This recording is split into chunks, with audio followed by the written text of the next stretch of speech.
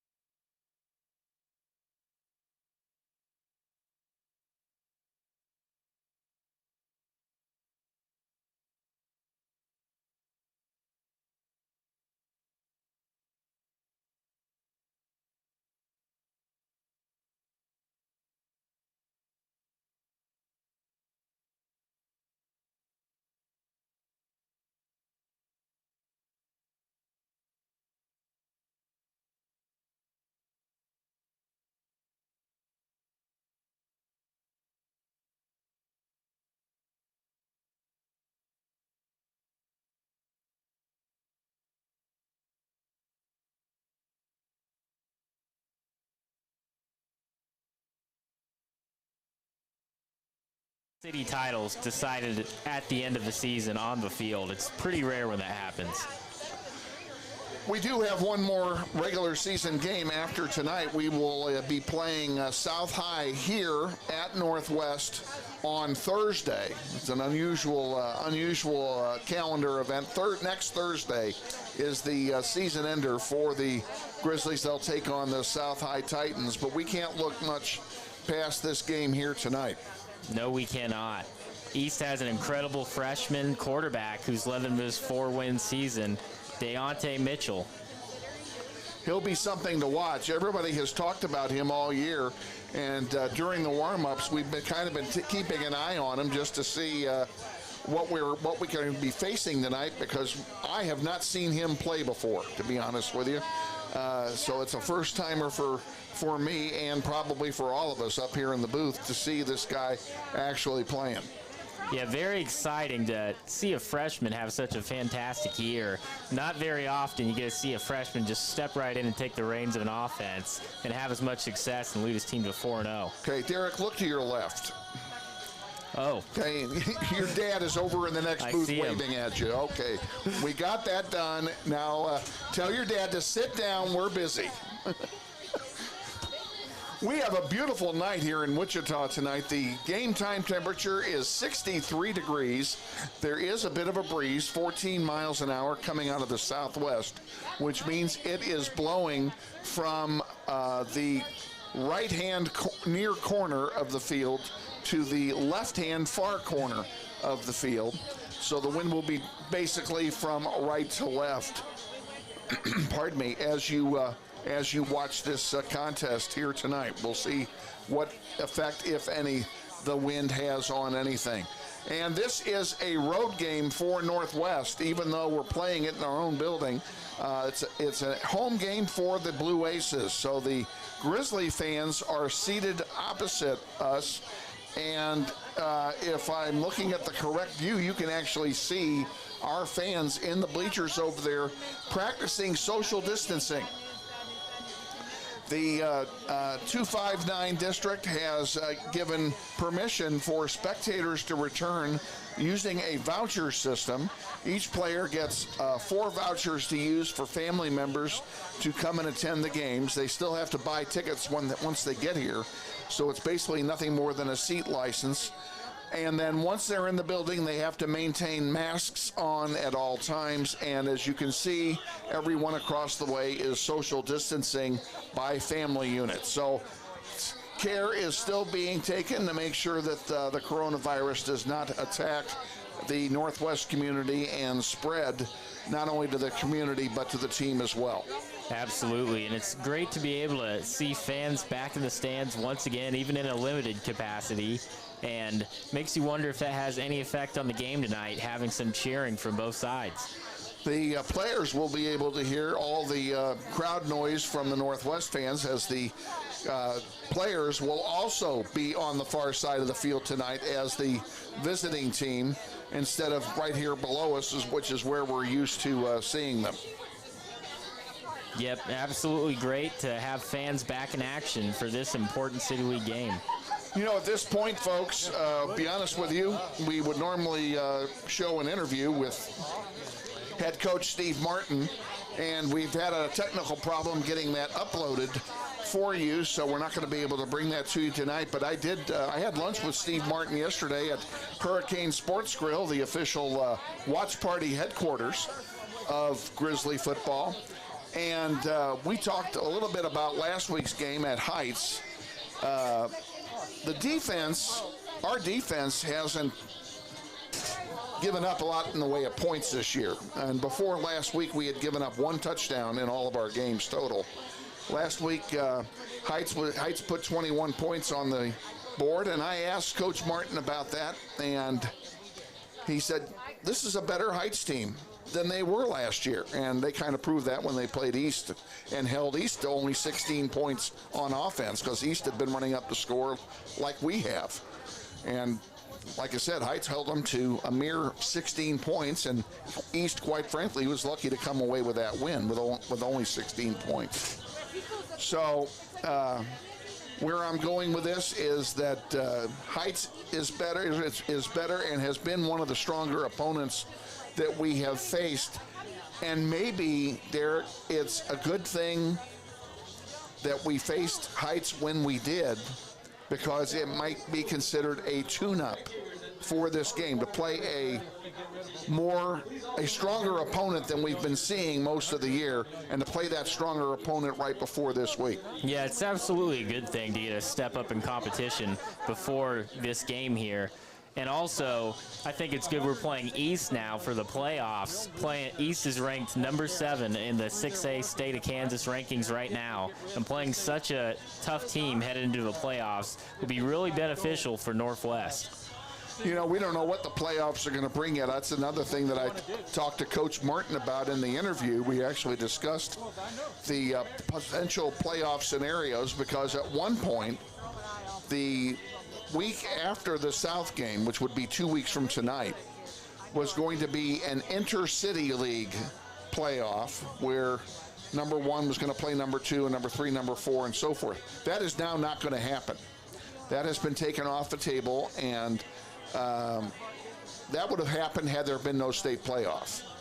But since there is going to be a state tournament this year, they're going to figure out who's going to play where and when and so forth. We don't know at this point if we're going to have home field throughout the playoffs, assuming we win out. If we win out, you know, nobody's going to have a better record than us except Mays. Because Mays will, assuming they win out, will also be undefeated, but they will have played 2 more games than we did.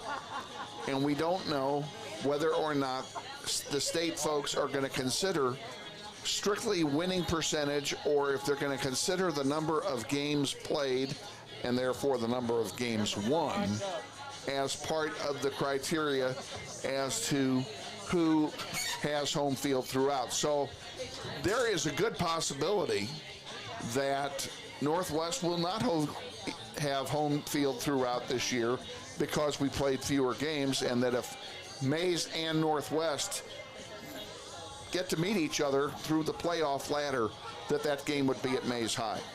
And that's a good thing, at least. The best other team in the state that's close in our region is Mays, which is right down the road. So parents wouldn't have to travel very far, and you wouldn't have to deal with maybe bus lag or something if you had to go down to a Dodge City or a Garden City or something like that. Just right down the road. I've never heard the term bus lag before in my life. Well, you're right about the bus trip. The travel would be very easy. It'd be different confines. Mays does have a turf field like we do, so that would not be a differing factor, but it'd still be it's someone else's building. Mm-hmm. So we'll have to see. We'll just have to see how that plays out, and we're talking way ahead of where we need to be because we still have to win the night, and then we have to win next Thursday. We cannot take South High for granted either, whether we win or lose tonight. We cannot take South High for granted. Yeah, especially with such few games on the schedule, you definitely do not want to lose any. If you go 4-2 to finish the year or something like that, that can be pretty disastrous for playoff seeding. Let's turn our attention to one of the matters that is on my mind, at least, and that is this phenom quarterback that East High has, and Deontay Mitchell, 5'11", 135-pound freshman. So we're going to have to put up with this guy for 3 more years. But what do you think? How do you approach handling a guy like this that's Mr. All-World? Well, whenever you're dealing with a stud like this guy, you got to rein him in on defense. You got to bring the pressure, rattle him early, and try not to let him have any home run plays. Make him beat you. Make him do the little things right. Don't let him get a 30-yard pass or a giant run.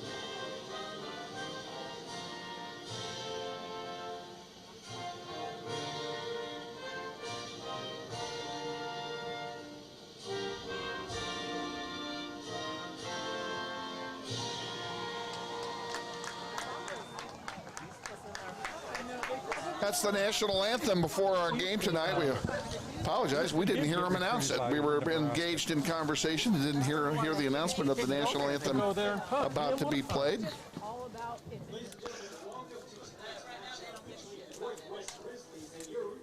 I cannot believe that he went to a small school like that. For the Grizzlies is Steve Martin, and the head coach. Well, he didn't get recruited to play basketball at a big school. He got recruited to play football. How did he get recruited to play football? Well, I made an attempt to get the PA announcer, and we were unable to pick him up without picking up the scouting report on the upcoming basketball season. So I think we'll just leave it at that.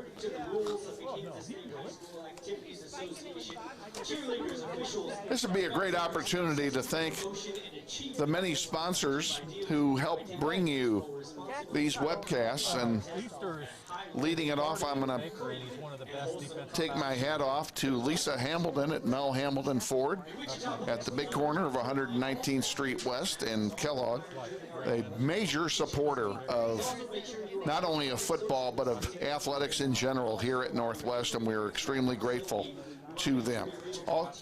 Also want to recognize the Klausmeyer Dairy Farm and Pumpkin Patch, and that is located, where is that, please? In Clearwater? Just outside of Clearwater is the Klausmeyer Dairy Farm, and their pumpkin season is already underway. So if you are going to make yourselves a jack-o'-lantern or make some pumpkin pies, and you can head right down to the Klausmeyer Dairy Farm. And they have tours daily, I know. as well. They also have paintball facilities down there, and I happen to love paintball, as well as a corn maze. So there's a fun for the whole family down there at the Klausmeyer Dairy Farm, and we thank them for their support. Here come the Grizzlies onto the field.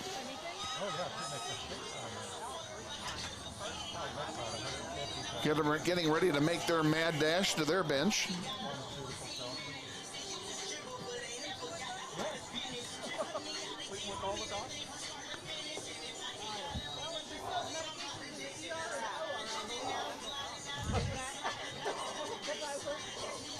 Ladies and gentlemen, your webcast tonight is being brought to you in conjunction with the interactive media class here at Northwest High School under the leadership of our executive producer tonight, Mr. Shane Monroe. And it is the kids from that class who are handling all of the production work for this webcast this evening, and we take our hat off to them. As such, this activity, this webcast, is an extension of the classroom, and you may hear Mr. Monroe or myself giving instructions to these kids throughout the evening, or you may hear us getting instructions from these kids throughout the evening.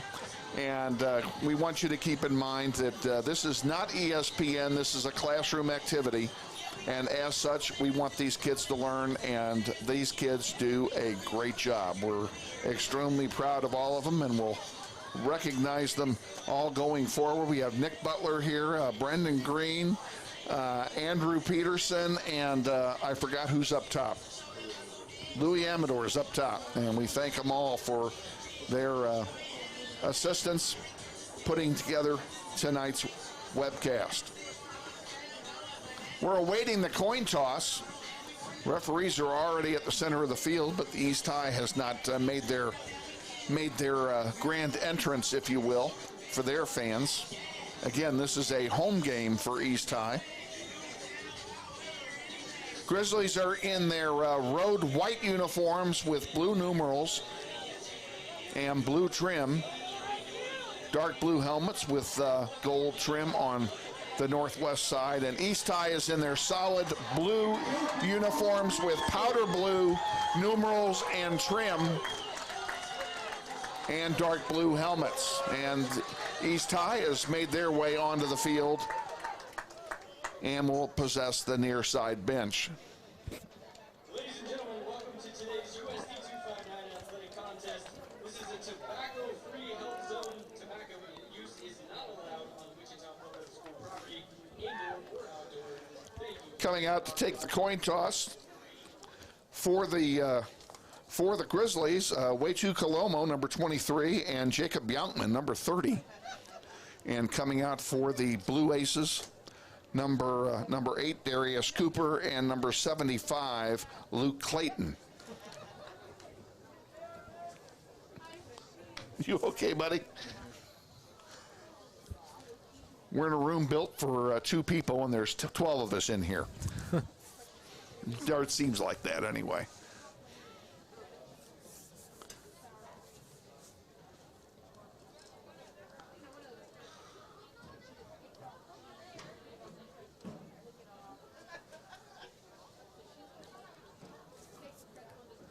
I wish the referee would turn his mic on. We could hear what he's talking about out there.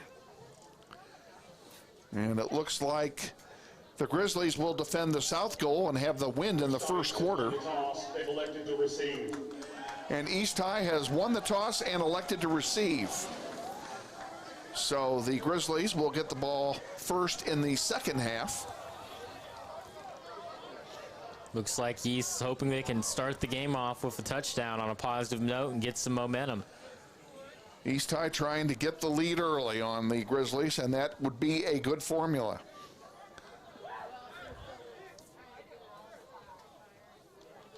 Definitely building confidence against a tough Grizzlies team that's been the top dog in the City League for the last couple years. Getting confidence early is definitely a key to the game for them. It has been more than 2 seasons since the Grizzlies lost a regular season game, and that was to Bishop Carroll 3 seasons ago. Grizzlies coming out, the kickoff unit making its way onto the field. Carson Arndt will spot the ball on the near hash mark, no doubt. And that's where he's headed for today's opening kickoff. And he will have the wind at his back. For this kick.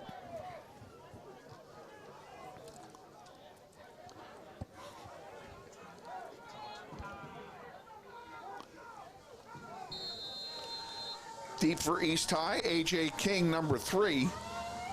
Here's the kick. It's short and to the far side of the field.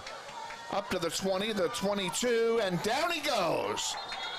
Great coverage by the special teams unit of Northwest. East High will have the ball first down, 10 to go at their own 23-yard line. Good start for the Grizzlies, giving the Blue Aces a long field to score.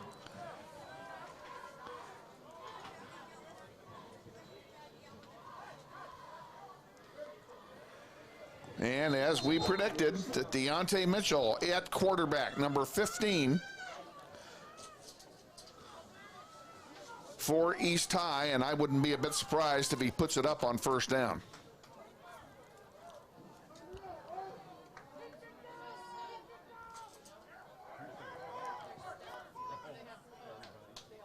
Man in motion from the far side, and the throw is lateral back to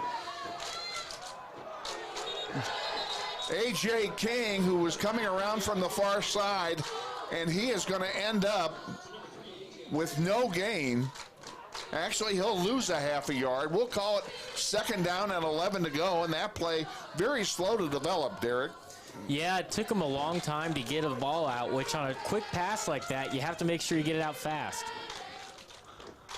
Second down, 11 to go. Mitchell is back there by himself in the backfield. 3 wideouts up top, 1 down to the bottom. Now Nelson is in motion, and he comes back next to Mitchell. Mitchell will keep it himself. Runs up the middle, picks up a couple of yards. He gets it out to about the 28-yard line.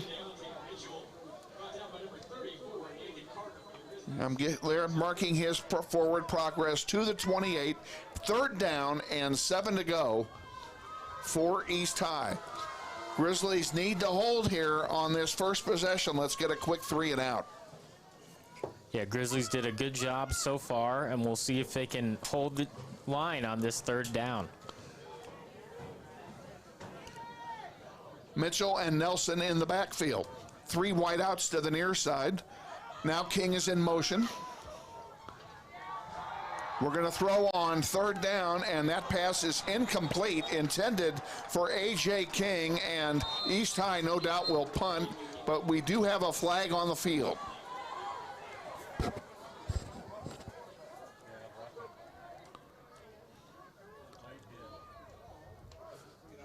Personal foul, roughing the passer, number 6, defense. Oh, that's a big defensive mistake for Northwest. A roughing the passer call will give East High a first down. They would have been in a punting situation. Absolutely. Big mistake against an explosive East offense. You do the job, you shut them down, and then you give them a free first down. Mitchell in the backfield, and he's joined there by Deontay Standifer. Northwest almost got caught offside.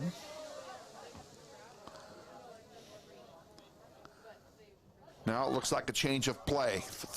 4 seconds on the shot clock, on the play clock rather. And a pass up the middle, nearly picked off by Josiah Hill of Northwest. It'll be second down and 10 to go, and that would have been a nice break. Yeah, not a bad play call. Just misread the throw just a little bit, and it's going to be second and long.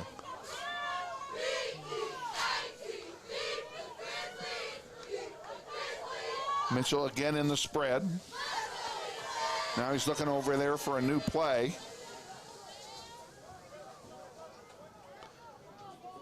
Standifer is back there with him again. And this time they hand it off to Standifer, and he goes nowhere. A loss of 2 on the play. On the handoff to Standifer, and it will be 3rd down and 12 to go from the 41-yard line. Northwest was all over that play. The defensive linemen were right where they needed to be. Now we need to hold them right where they are without a penalty. Absolutely. Need to watch for pass on 3rd and long and make sure you don't hit that quarterback after he gets the ball out. 9:40 to go, clock running, first quarter, no score. 3 wideouts up top, 1 below. And the draw play right up the middle, and a big hole from Mitchell. He's got first down yardage and then more. On the quarterback keeper, he picks up 15 yards. It'll be first down and 10 to go for the Blue Aces. And they sent 4 wide receivers running down the field to spread out the Northwest defense. And it worked. They were spread out, and nobody was watching what Mitchell was doing and his potential to run the ball. Mitchell back to throw it. Short pass up the middle and close to first down yardage. We'll see where they spot it. Ball is inside the 35 of Northwest. Yeah, running a short curl route there, and they're going to pick up 7. Actually, they're going to pick up 9. It'll be 2nd down and 1 to go. Ball's at the 35-yard line. Mitchell and Standifer in the backfield. And I'm going to take that back. That was Nelson in back there with him. He gets the handoff, picks up the first down, gets 6 yards on the play. It'll be first down and 10 to go. And he was able to slip past a couple tackles, doing a good job in space. On first down, a fumble, ball's loose, who's got it? Northwest thinks they have it, and they do. Grizzly football. Looks like he attempted a pump fake, and it just slipped out of his hand.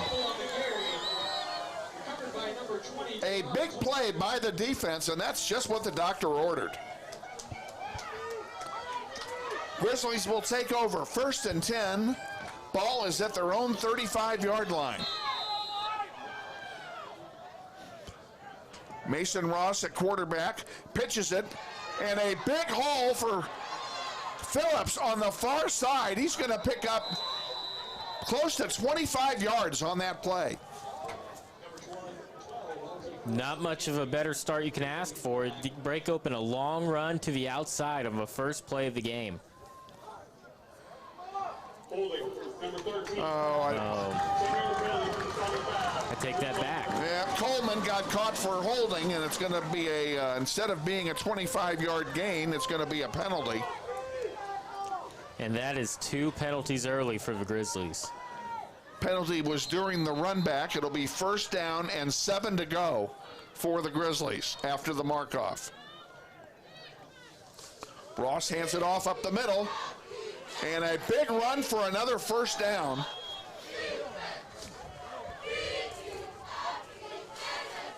Northwest once again establishing the run game early. Ross hands it off to Bolden. Bolden hit almost immediately, does manage to get a yard out of it. Maybe 2. And they do give him, well, they gave him more than that. They gave him 4 yards on it. It'll be 2nd down and a long 6 to go for Northwest. No huddle offense. Phillips is in the backfield with Mason Ross. Ross keeps it himself up the middle and picks up good yardage. He'll get 6 yards out of it. It'll be 3rd down and short. Great job faking the handoff on the play by Ross and then taking up for the middle for a big gain. And let's give credit where credit is due. His offensive line has gone to work for him on that play. Handoff, moving left. Bolden still on his feet, inside the 40, down to the 38. A nice run of 8 yards and a first down for Northwest. And don't be surprised now that they've established a run game. Northwest is not afraid to pass it in red zone situations. So don't be surprised if they go to the air here. Ross hands it off to Phillips. Phillips, big hole. 8 yards on that carry. It'll be 2nd down and 2 to go. 6:50 and running in the first quarter. No score. East High and Northwest for all the marbles.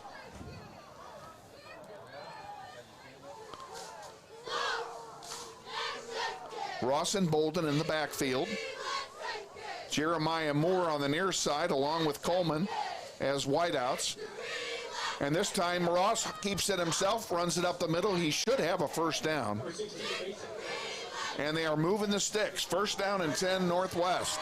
East High has got to do something to stop this run game, whether it's sending blitzes or putting more men in the box, because Northwest is having their way right now.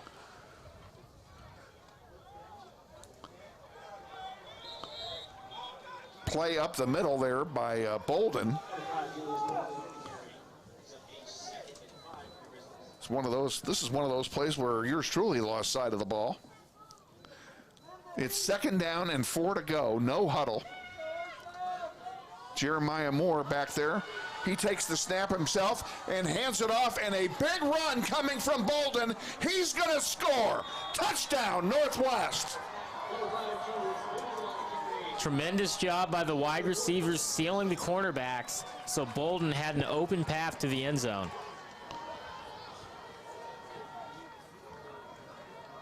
A 22-yard run for Bolden. Carson Arndt on to try the extra point. Aldridge will hold. Ball's down, kick is up, and it is good. First possession for the Northwest offense results in a score, and they take a 7-0 lead over the Blue Aces with 5:48 remaining here in the first quarter. Want to take a moment to also acknowledge other sponsors. Floodman Family Law, we certainly appreciate their enthusiastic support of Grizzly football on the World Wide Web, and we thank everyone at Floodman Family Law for their support. Carson Arndt will kick it off from the near hash mark at the 40-yard line. That was a nice drive, Derek. Absolutely getting the run game established early, which could open up the pass later on. Absolutely, absolutely. And they have not been able to stop the run yet. And, well, nice kick, but it won't matter because we're going to do it over again.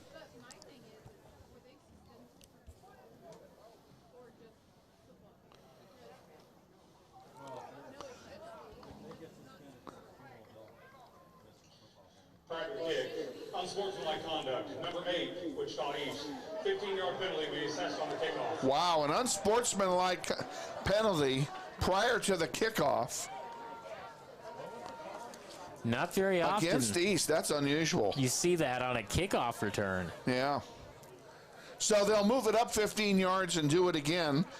A.J. King and Darius Cooper are deep for East High. All this, though, unless we pooch this, which we have been known to do. I wouldn't be shocked if that's what they did here. I wouldn't be surprised either. So it'll either be a touchback because he does have the wind behind him. It'll either be an easy touchback or we're going to get some kind of a pooch play. And it's going to be a touchback. That ball ends up at Newton High School. Looks like it. And it will be 1st down and 10 on the 20 for the Blue Aces. For their next possession. Now, East High, they did a good job before the fumble of moving the football in the Grizzlies' defense. And we'll wonder how the Grizzlies make adjustments to East High's success from last drive. We'll find out what the coaching staff did here during the offensive possession. Mitchell and Nelson in the backfield for East High.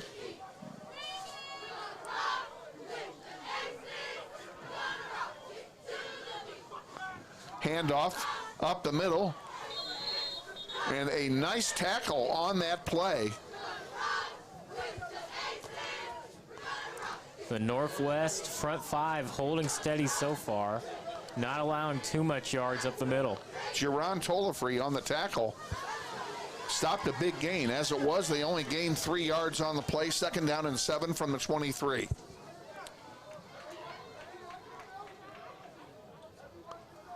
Mitchell awaiting the snap. Has it, he's gonna throw it, and it's complete on the near side to A.J. King. He gets first down yardage out of it on a nice little pattern. First down and 10 for the Blue Aces at the 34-yard line. And if East is able to get their passing attack established early, that can spell big trouble for this Grizzlies defense. Mitchell's back there by his lonesome now.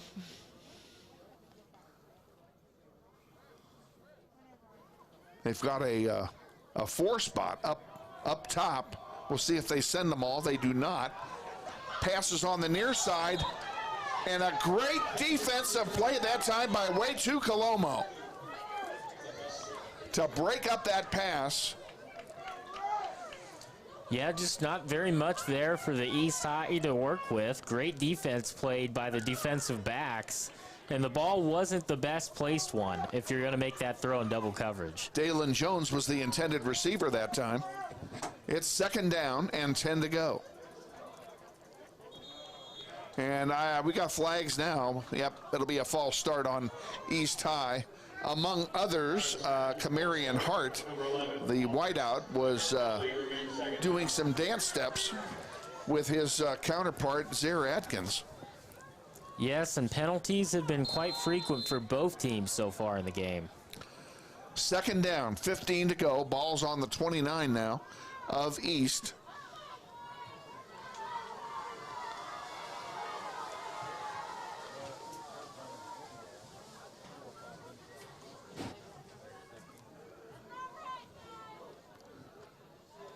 Mitchell running for his life and goes out of bounds. He is going to be close to a first down. He may be just short. We'll see where they spot it. They spot that on, if they spot it on the 30, it's a first down. No, it's not. It's 39. It's on the 30. You're forgetting the Oh, I forgot the false about start. yeah, I forgot about the penalty. 3rd down, 9 to go on the 35.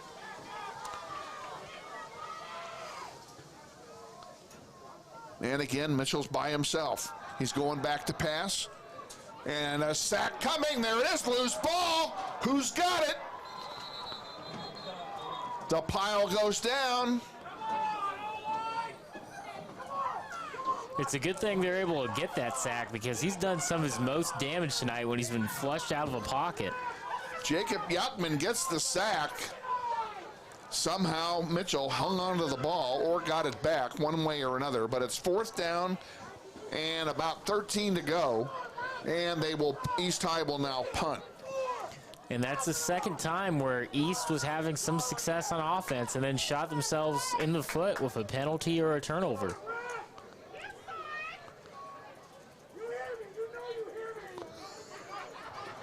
Todrick McGee deep for Northwest to receive the punt. He's standing at his own 40-yard line. A very high punt, and McGee calls the fair catch at the 43, and that's where Northwest will have it. First down and 10 to go with 3:43 remaining in the first quarter. I expect the Grizzlies to stick with the run game here until East High shows they're able to stop it.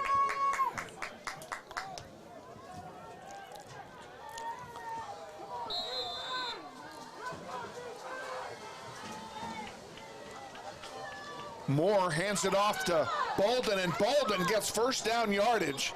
Picks up 11 on the play. First down and 10 Northwest at the 45 of the Blue Aces.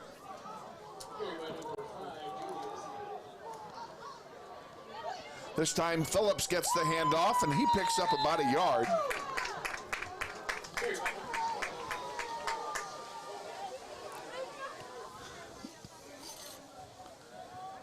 Second down, 9 to go. Moore keeps it himself, runs it up the middle. Big hole, and he is close to first down yardage. In fact, I think he's got it. They're moving the sticks. First down and 10, Northwest. Ball is at the 36-yard line of East. And a quick snap that time. And it was too quick because even we weren't ready. It's a false start penalty on Northwest. It'll cost them 5 yards. Northwest likes to move fast, but it looks like they moved a little too fast that time. Ross and Bolden in the backfield. And they look to the bench for a play. And this time we're going to throw it. Ross does throw it. Nearly picked off by A.J. King of East High. It will be second down and 15 to go. We caught a break that time. Yep, and that's their first passing attempt on the night. I wouldn't expect one incompletion to stop them. Ross is going to throw it again. Throws it up the middle, complete. First down yardage and more. To 20, 15, and out of bounds at the 12-yard line. And great job by Mason Ross reacting under pressure. He sent the house, and he had many defenders in his face, but he still made the throw. Caleb Coleman, great run after the catch. It's first down and 10. Timeout. Now, East High calls their first timeout of the half with 2:32 remaining in the first quarter, and the Grizzlies leading 7-0. Hi friends, Phil Nightingale, General Manager at Mount Hamilton Ford. Have you been thinking about a new SUV? Right now is a great time to buy a new Ford at the big corner of 119th and West Kellogg. EcoSport, Escape, Edge, Explorer, Expedition. Mount Hamilton Ford is sure to have the right vehicle to fit your size. And you know you can count on us with this great selection to find the right SUV at the best price to fit your budget. Check us out online or in person. Let us make your purchase easy with pickup and delivery right from your home or work. Mount Hamilton Ford, experience the difference.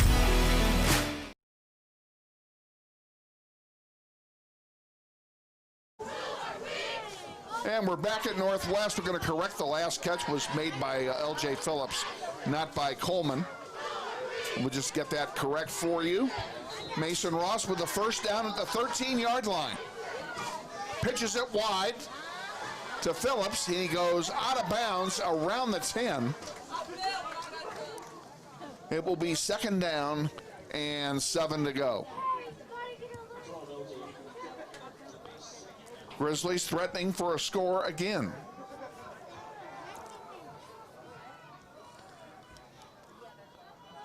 Handoff to Phillips. Tackled immediately.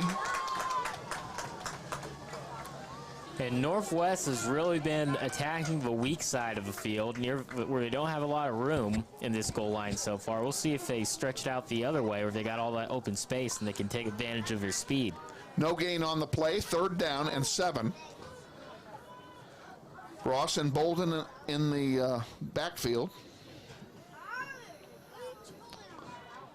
Ross will keep it himself, runs up the middle, runs into his own man, and then down. It will be fourth down after no gain, and Carson Arndt will come on to try a field goal.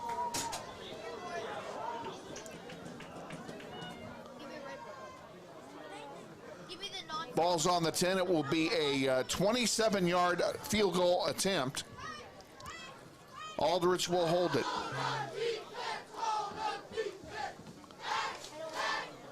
Ball's down, kick is up, and it is good. And with 1:03 remaining in the first quarter, the Grizzlies extend the lead. It is now 10-0. Well, it wasn't a touchdown, Derek, but it was points, and I think the points are what's important. Yeah, absolutely. Martin did the smart thing, taking the 3 points, especially when you get the ball at the start of a second half. You don't want to get desperate this early in the game and start going for it on fourth down. give a big shout out to everybody at Hurricane Sports Grill watching on the big TV screens up there. Hope you're enjoying the contest tonight. Hurricane Sports Grill, 13th and Tyler Road. Carson Arndt will kick it off from his favorite spot, the near hash mark on the 40-yard line. Again, he will have the wind at his back. A.J. King is back there along with Darius Cooper. And, oh, he tried a pooch kick, and then the whistles blew. Prior to the kick, encroachment, kicking team, 5-yard penalty, free kick. 5-yard penalty on the Grizzlies. We'll move the ball back to the 35. And I'll bet you he doesn't pooch it this time. Yeah, I think you're right. He'll probably kick it as far as he can, would be my prediction. A.J. King is lined up at the 10-yard line. Cooper is located on the 13 in anticipation of the kick from Carson Arndt.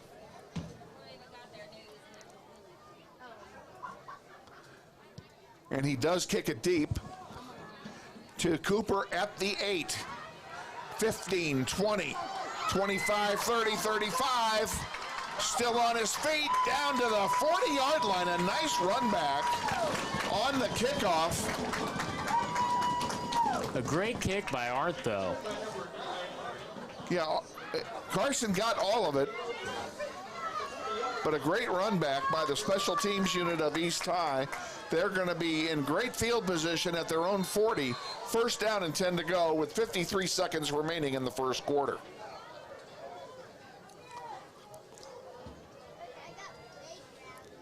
Man in motion, and he gets the ball, sweeping around the far side, big run, and finally out of bounds. That's Dalen Jones, picks up 25 yards,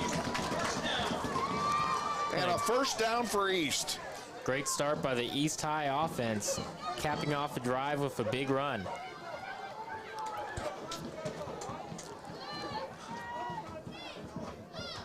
Nelson quickly runs off. Mitchell is back in the backfield by himself. 4 wideouts on the near side now.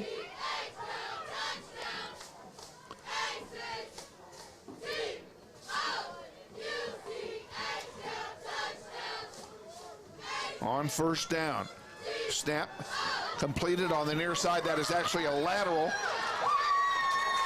And a big run after the catch. It'll be another first down for East High. And they are moving with reckless abandon here against the Northwest defense. And East High has been employing that empty formation quite a bit tonight, and it gives them a lot of blockers when all the receivers are bunched up like that on short screen passes.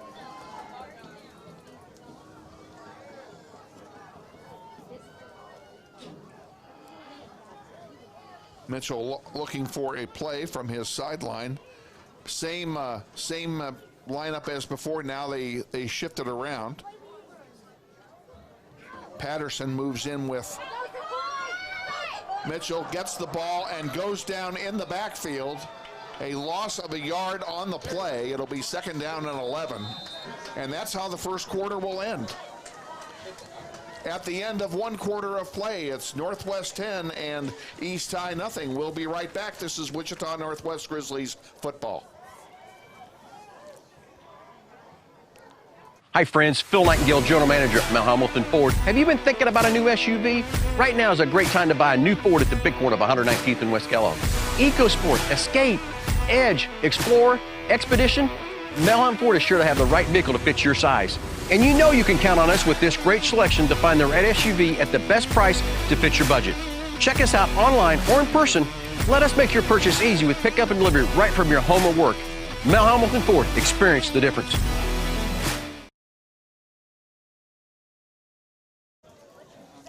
Back at Northwest High, we're at the end of the first quarter. Grizzlies lead 10-0. And Mason Ross, we'll just give you some of the stats that we've just been given here by Brendan Green. Ross is 1 for 2 for 23 yards in the air. Bolden has 50 yards on 6 carries. Phillips has 16 yards on 4 carries. And Moore has 1 one completed pass for 10 yards, if I read this correctly. So thank you very much. East High with a 2nd and 12 from the 30 of Northwest on the march. Defense needs to firm up here. We want to keep that goose egg on the board. There's a fake for a pass, and Mitchell is just buried. Jacob Younkman leads the charge, but 4 guys buried him for a sack, and it will be 3rd down and very long, 3rd down and 17 to go from the 35-yard line. And when you have like a pass rush that Northwest has, you can kill drives with one big sack. That play didn't fool anybody. He faked a pass and then put it back down under his arm and took off and went nowhere.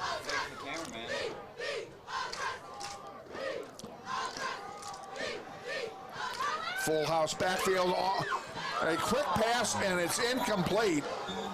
Jonathan Nelson, the intended receiver, but Mitchell, as we talked about in pregame, Derek, was pressured into a hurried throw, and the throw wasn't bad, but just having the pressure there broke up the play.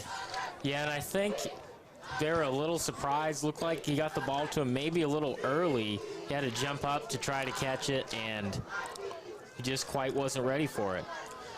Yeah, East High was considering going for it on 4th down, but instead they send in, I think they're sending in the punting unit. Well, last time their defense did hold Northwest to a field goal, so looks like they're putting some faith in them. Number 11, offense. 5-yard penalty. Now they pick up a delay of game penalty. Camarion Hart is going back to punt, and Todrick McGee back to his 5-yard line to receive the kick on 4th and 21.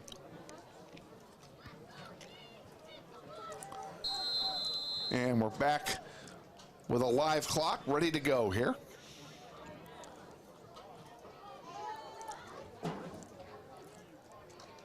Good snap and a good punt. Trying to pooch it and down it deep in Grizzly territory, and I think he's standing on the goal line. I think he is. And that's where taking that delay of game penalty, actually, if you're going to punt it, you want a little more room to punt it. No, they gave it to him. I could have sworn that when he downed the ball, he had his foot on the goal line. But they're setting it up first down and 10 from the Northwest 1. So the entire team is in the end zone. Definitely gives the East High defense an opportunity here.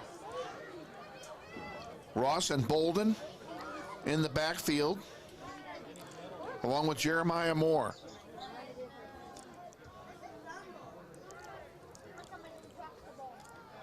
A pass play on the far side. I don't think anybody was expecting it, and they actually get some good yardage out of it and get out of the shadow of their own goalpost.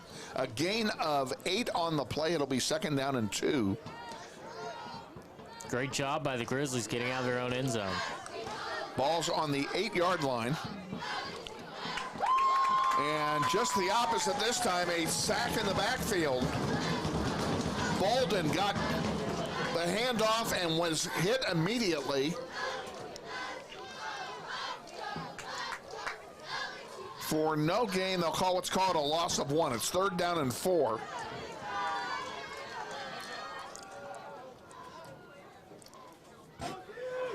Jeremiah Moore at quarterback. He'll keep it himself. Cuts through up the middle and is hit immediately and is short of the first down. It'll be 4th down and 2 to go. And we may see something we don't see very often, and that is going to be a Mason Ross punt. Definitely a good job by the East defense, gaining some confidence, first getting the field goal and now getting a 3-and-out. Marion Pons is deep. And this ball snapped through the end zone for a safety.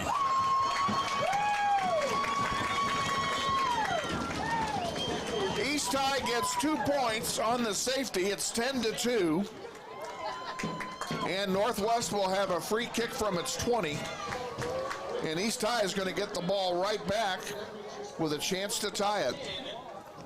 And that is almost a nightmare scenario for the Grizzlies, giving up 2 points on the mistake, a self-inflicted injury, and now East is going to get the ball back. So, yes, it's 2 points now, but it could be 10 points later if East High scores on this drive. And I don't know if we can chalk that up to Northwest's lack of experience punting the ball this season. Well, we haven't punted it very often. In fact, I can't remember the last time we punted. I don't remember a game we punted in. It's been so long. So we'll see how they're going to handle this. It looks like Carson Arndt is going to kick it from a tee. That's exactly what he's going to do. So he sets up on the near hash mark on the 20. Now keep in mind, Carson Arndt is now kicking off into the wind.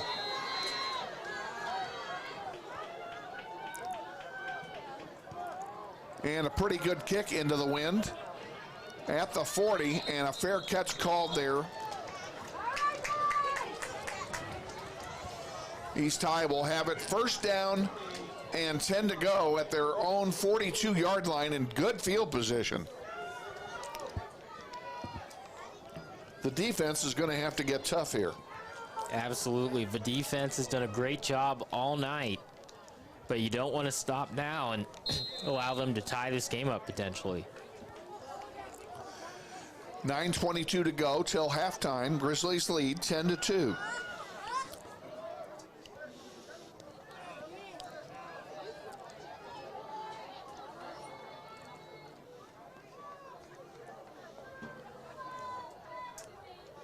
Mitchell has it, laterals it over here to A.J. King, and A.J. King is ridden out of bounds. Very nice play defensively that time by Zaire Atkins. It's a gain of about 7 on the play, maybe let's call it 6. It'll be second down and a long 3 to go.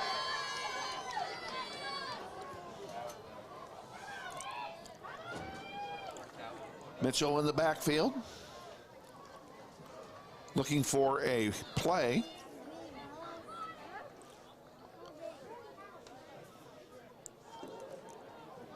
Nelson switches places with him, now switches back. And he's going to keep it himself. Mitchell hit immediately and loses a yard. It'll be third down and 4 to go. Huge play coming up for both teams. This is time for the stop. Excuse me for the interruption, but this is the time for the stop. Yeah, he's had some success running the ball, but he didn't there.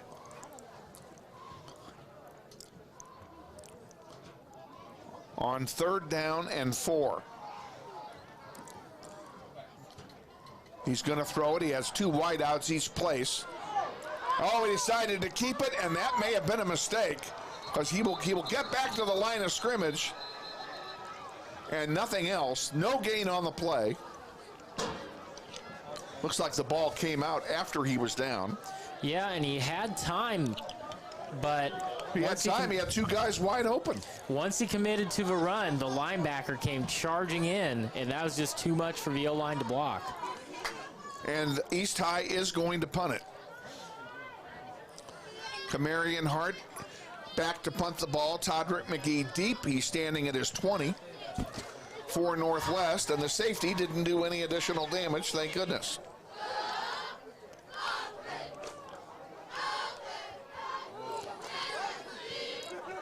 Very short kick. And it takes a Northwest bounce and dies at the 32-yard line. And that's where Northwest will have it. First down and 10 to go with 7:34 to go, leading 10-2. Hi friends, Phil Nightingale, General Manager at Mount Hamilton Ford. Have you been thinking about a new SUV? Right now is a great time to buy a new Ford at the big corner of 119th and West Kellogg. EcoSport, Escape, Edge, Explorer, Expedition.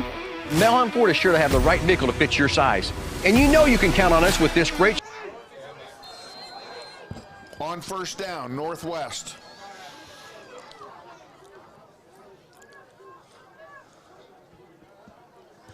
Changing the play now. Moore drops the snap, picks it up, and is sacked for a 3-yard loss. That was just plainly a busted play. Moore did a good job securing the football and getting forward at least a couple yards. Exactly. Well, and at least he didn't turn it over, which is what would have been a real disaster. Yeah, giving that Blue Aces offense so much shorter field.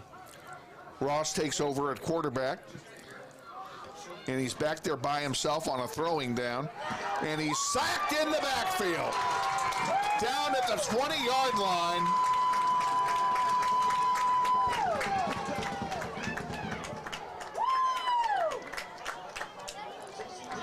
East High's So do you want me to show more East? first sack of the game. And it is 3rd and 22 for the Grizzlies. Good job by East sending the blitz. Mason Ross didn't even appear to see it, and they did not have enough blockers at home, and he went down. Another obvious passing down, 3rd down and very long. And he does throw it, and it's incomplete. It was intended over here on the near side for Julius Bolden. It'll be 4th down and 22.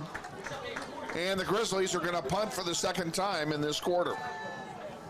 And this Blue Aces defense has looked pretty incredible in the second quarter so far, holding Northwest to a punting situation twice in a row. Not very often anyone does that. Marion Pons deep for East High, standing near midfield. Ross will punt it. Another bad snap. He gets it. And a good boot, end over end. Hits the ground and takes a bit of a Northwest bounce. It's going to die at the 43-yard line of East. And East High has great field position again with 6 minutes to go in the second quarter. First down and 10, East trailing 10-2.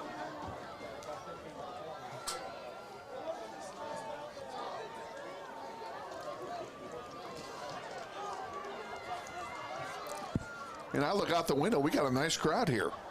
East brought a nice crowd. Our stands are very full over there. This is what football's all about in October. Mitchell hands it off, up the middle. Hits a parade of blockers.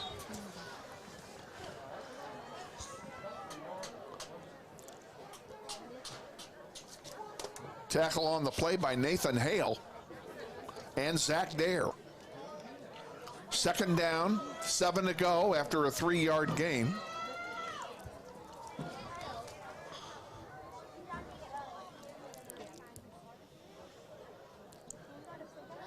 Another change of play by East High. Mitchell hands it off to Cooper up the middle. Tackled there again immediately. Falls forward for maybe 2 yards for Cooper. It'll be 3rd down and 4 to go. I would expect a pass from the Blue Aces here, 3rd and short. And it's probably going to be a short pattern. That's what they've been successful at. We'll see what they do. They do throw it on the far side, and it's complete over there for a first down.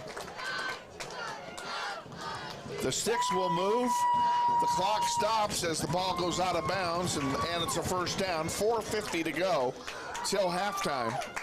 First down and 10, Blue Aces at the Northwest 46.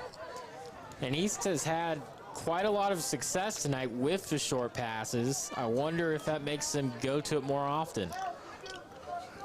Well, when something is working against Northwest, you're going to run it until Northwest can stop it. He's going to throw it again deep, and he's going to get sacked. Flag on the play. That'll probably be a hold. Hopefully. Nathan Hale gets the sack with some help from Zach Dare. Now let's see what the flag is about.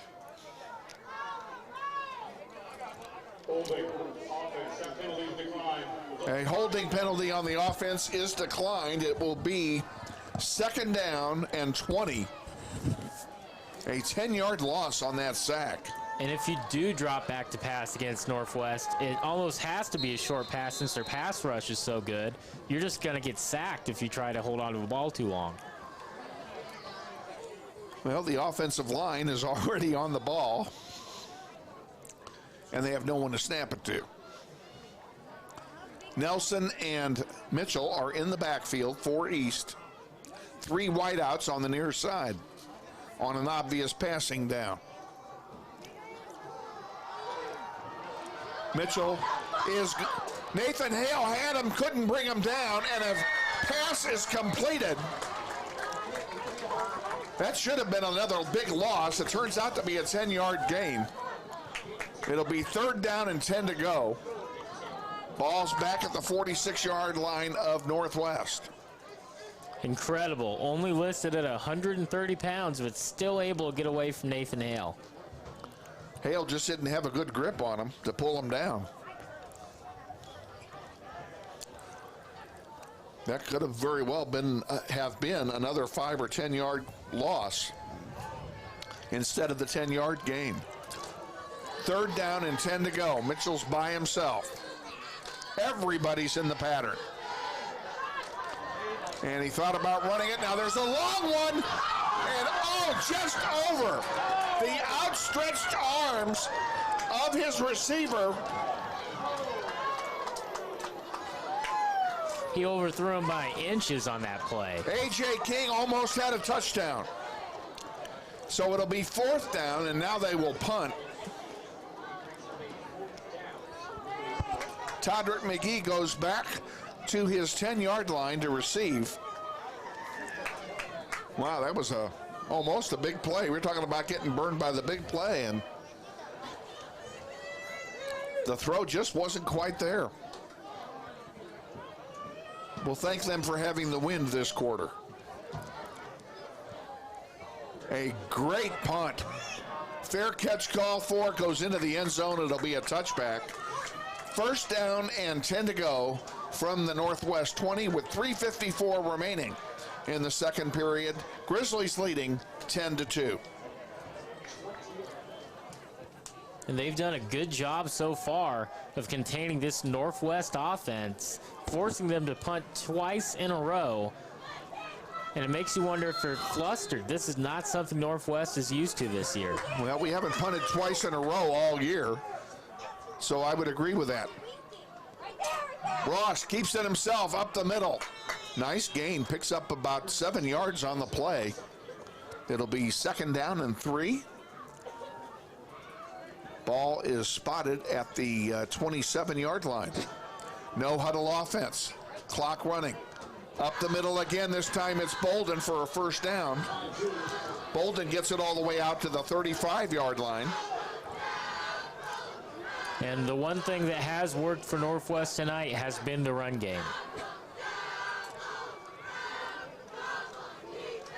Again, a handoff to Bolden. He turns, goes up the middle, picks up maybe 2 yards. It'll be 2nd down and 8. Ball on the 37-yard line. Ross and Bolden in the backfield. Phillips up on the line. Now what do we think? We're going to have a timeout. Northwest calls a timeout. We should take one too, and we'll be back with more from Northwest High School in mere moments. Stay with us. This is Wichita Northwest Grizzlies football. Hi friends, Phil Nightingale, General Manager at Mount Hamilton Ford. Have you been thinking about a new SUV? Right now is a great time to buy a new Ford at the big corner of 119th and West Kellogg. EcoSport, Escape, Edge, Explorer, Expedition, Melham Ford is sure to have the right vehicle to fit your size. And you know you can count on us with this great selection to find the right SUV at the best price to fit your budget. Check us out online or in person. Let us make your purchase easy with pickup and delivery right from your home or work. Mel Hamilton Ford, experience the difference.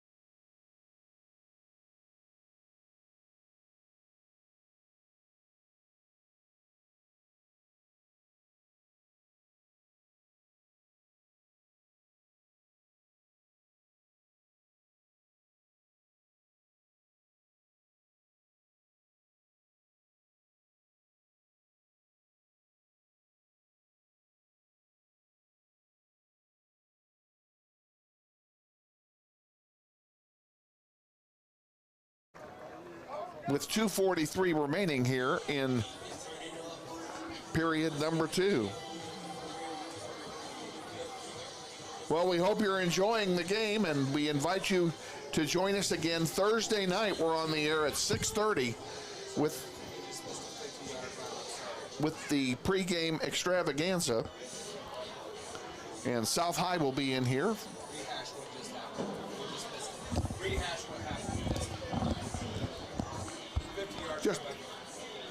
Just coming back, we had Jeremiah Moore took the snap, ran straight up the middle, got great blocking, and ran 50 yards all the way down to the 5-yard line of East High.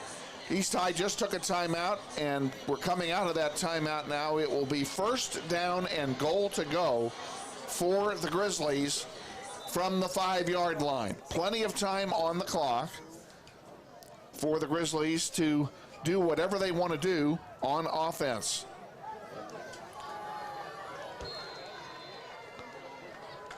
Jeremiah Moore hands it off to Bolden. Bolden, did he get in? Yes, he did. Touchdown, Northwest.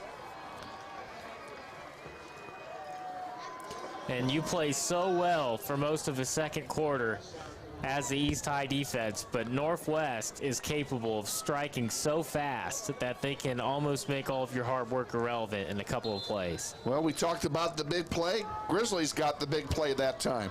Carson Arndt will try the extra point. Aldrich will hold the balls down. Kick is up, and it is good.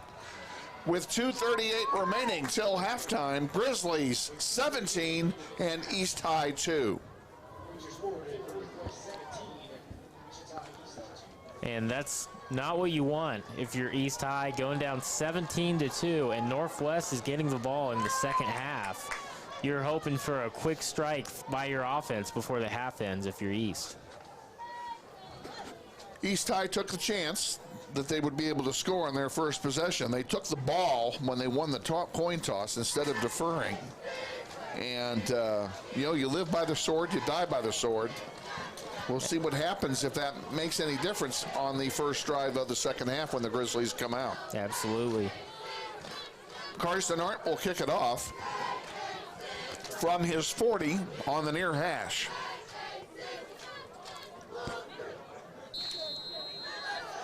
A.J. King and Darius Cooper deep for East High at the 15. Ball being kicked into the wind. It's a pooch kick. We'll see what happens. It's on the ground and then picked up. And the whistles blow. And they're saying the ball was downed at the 25-yard line where it was dropped and picked up.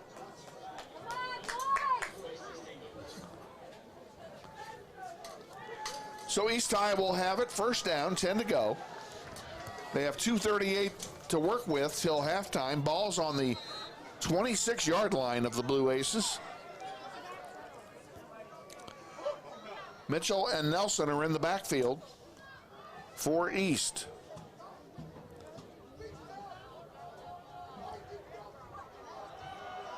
Mitchell keeps it, goes up the middle, and boom, is he hit hard by Nathan Hale. Wow.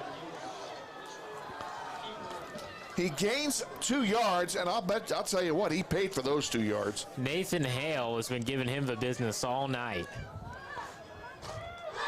Hale was just all over. He just crashed into him. It's 2nd down and 8 from the 28. Throws it on the near side to King. Is that a lateral? No, they called it a forward pass. So it'll be 3rd down and 8 to go after the incompletion. That stops the clock with 2:04 to go. And East has had their moments on offense, but they just haven't been able to put enough of them together in one single drive. Mitchell, no doubt, will throw it. Hey, this guy scares me. He is going to throw it, and it's complete and wide open. Big run coming here by Kikoi Patterson. His first reception of the night.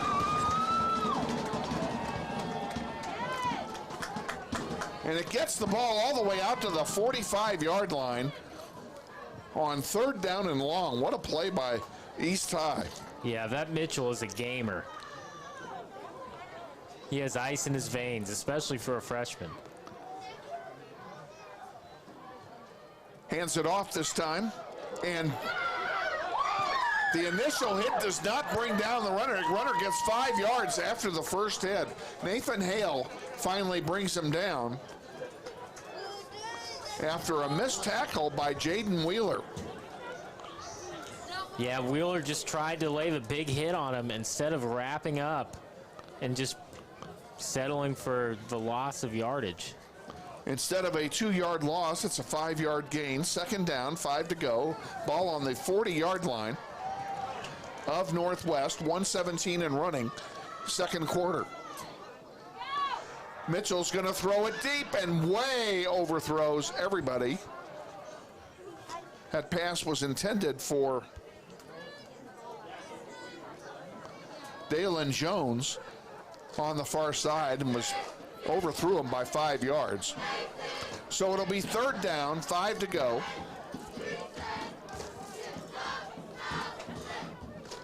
Clock stopped on the incompletion.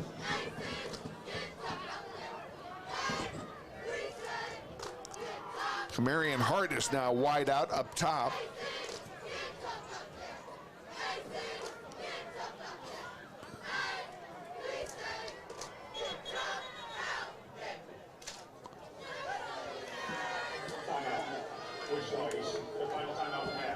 East High just took their final timeout.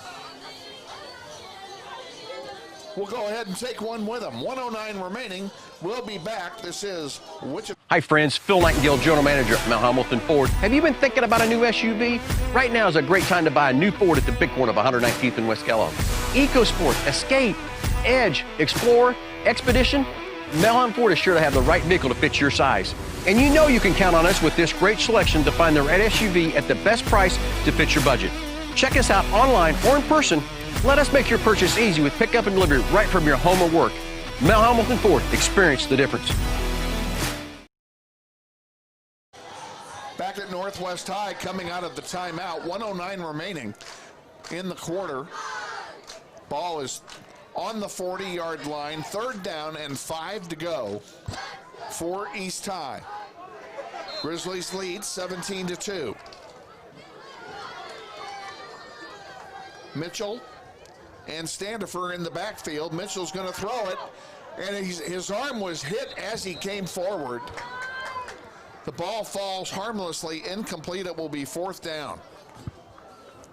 Now you have a predicament if you're East here. If you go for it, get a chance to score before half, but a minute left on the field, that's enough time for the Grizzlies offense to score if you give it back to them. And I think they heard you, Derek, because the punting unit has just come out.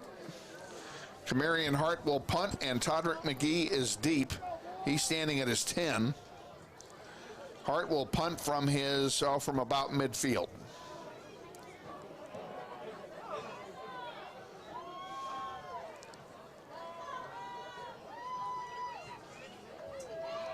Bad snap, bobbled loose.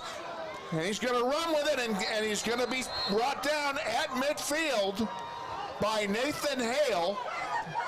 Nathan Hale has been all world in this first half, and Grizzlies will take over on downs at midfield, and they still have 58 seconds left to make something happen. This Northwest offense likes to score fast. They're going to have to. Hale and Bolden in the backfield. He's going to throw it on the far side to Coleman. Coleman beats the tackler and gets out of bounds. Nice job by Caleb Coleman to make the catch, elude the tackler, get out of bounds, and stop the clock. After a nice gain, it's 2nd down and 3, a gain of 7 on the play. Ross hands it off to Bolden this time, and he's going nowhere. No gain on that play. Actually, it was Phillips, not Bolden. No gain on the play. The clock runs now, and quickly the Grizzlies reset. Now they're going to take a timeout. That's probably a smart play. We'll keep it right here. 35 to go till halftime. Grizzlies have it 3rd and 3 at the 43 of East. Yeah, Northwest, they're going to need to pass it here with the amount of time left on the clock, unless they can just break open a big run. And they haven't had the most success passing the ball tonight. No, they have not passed well tonight. I don't have that exact statistic, but last time we were looking at him, Mason Ross only like 1 for 2 or something like that. Yeah, and he hasn't completed many more passes than that since then. It has been all running game for Northwest tonight, and quite frankly, that's what I'd be doing because it's working. They do still have a timeout left if they choose to run the ball. East is out of timeouts, and we're coming out of the timeout now. 3rd down and 3.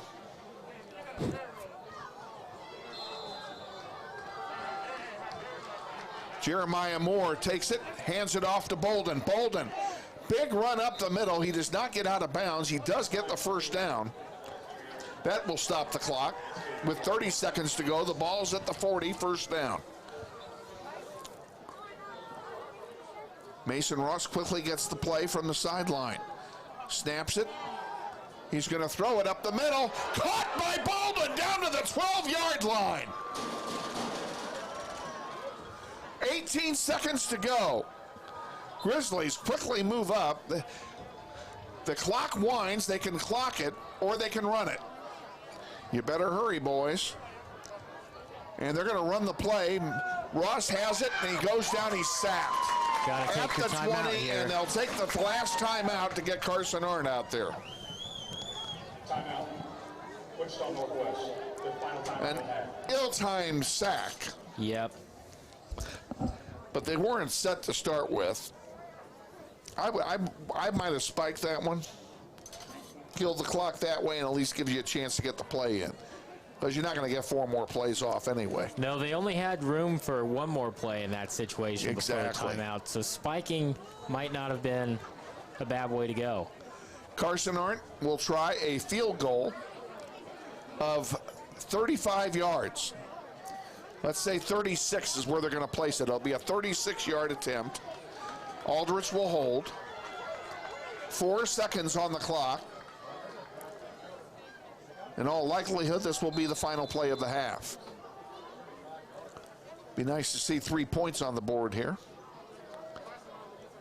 Ball's down. Kick is up, and it's short. No good. Carson didn't get much on it.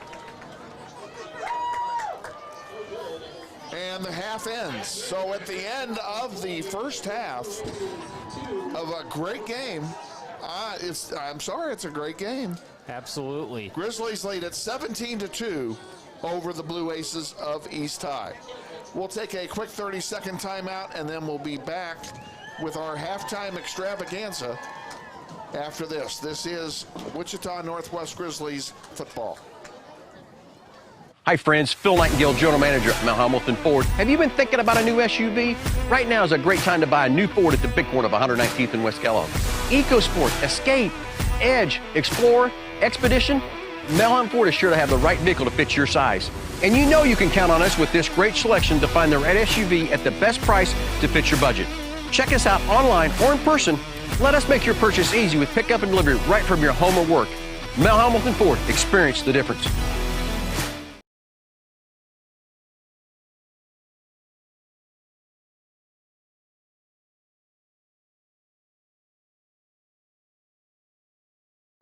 We're going to turn it over to the East High Palm Squad so you can see their performance here.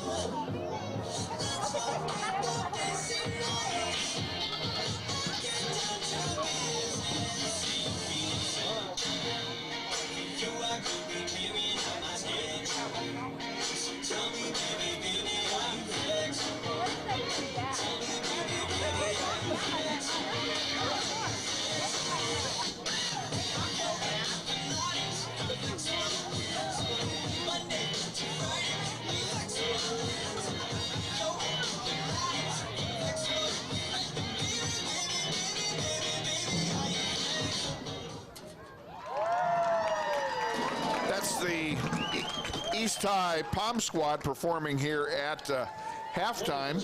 Your Wichita East High dance team. Grizzlies lead by 15 at halftime, and Derek talking about the first half. My number one impression is this game is a lot closer than the score. Had their moments on offense. They just haven't been able to finish their drives, but they've had big plays. They've been close. They've made it into the red zone, but they keep shooting themselves in the foot at the end, whether it's a sack or a penalty or a fumble. And they just can't finish their drives tonight. And they're not going to do that the entire game. No. I can tell you right now, they're making those adjustments in the locker room or wherever they're actually in the end zone where they're meeting. They're talking about those very things, that they are this close to dominating Northwest. And on the flip side of that, Coach Martin, I'm sure, is telling his squad, you know, great job on the run. Now, the running game has been great. Okay, but we don't have the all-around great offensive game tonight.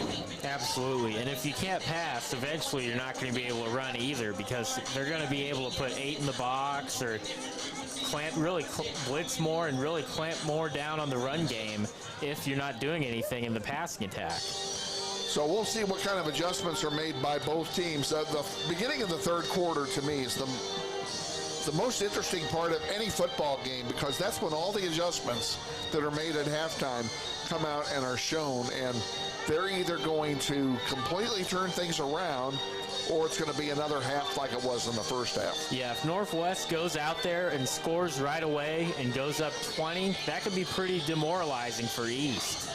That missed field goal was really big, because Absolutely. It puts a crooked number up on the board instead of that 1. There's a 2 there, and that there's a psychological thing about crooked numbers on the scoreboard. Plus, it makes it harder for them to catch up, because then they would have been down by 18 instead of 15. Right now, they're only down by 2 scores. Absolutely, and that is a doable deficit for East to manage. They have a very high-powered offense, even though the 2 points from the first half doesn't show it, but if a 2-possession lead is not that big against this East High team. They had the long pass play that A.J. King just couldn't quite get to the ball. That would have been a touchdown had he gotten to it.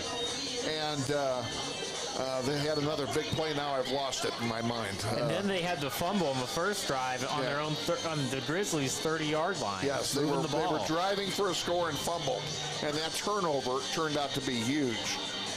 So we'll see what happens here in the second half. We're awaiting the official stats from the first half, so we can give you some. Oh, I didn't mean to take them from you. So Mason Ross was 3 of 5 for 49 yards in the first half, Derek. Bolden, 69 yards on 11 carries. Phillips, 16 yards on 5 carries. Coleman had 2 receptions for 15 yards. Not a lot of yardage on receptions because there wasn't a lot of throwing going on. Moore has 4 rushes for 62 yards, including a 50-yard scamper, which led to that score of the second touchdown. So, you know, that big play is huge. That, especially coming off 2 punts and a safety at that point in time. To be able to have a 50-yard run really gave their offense their swagger back.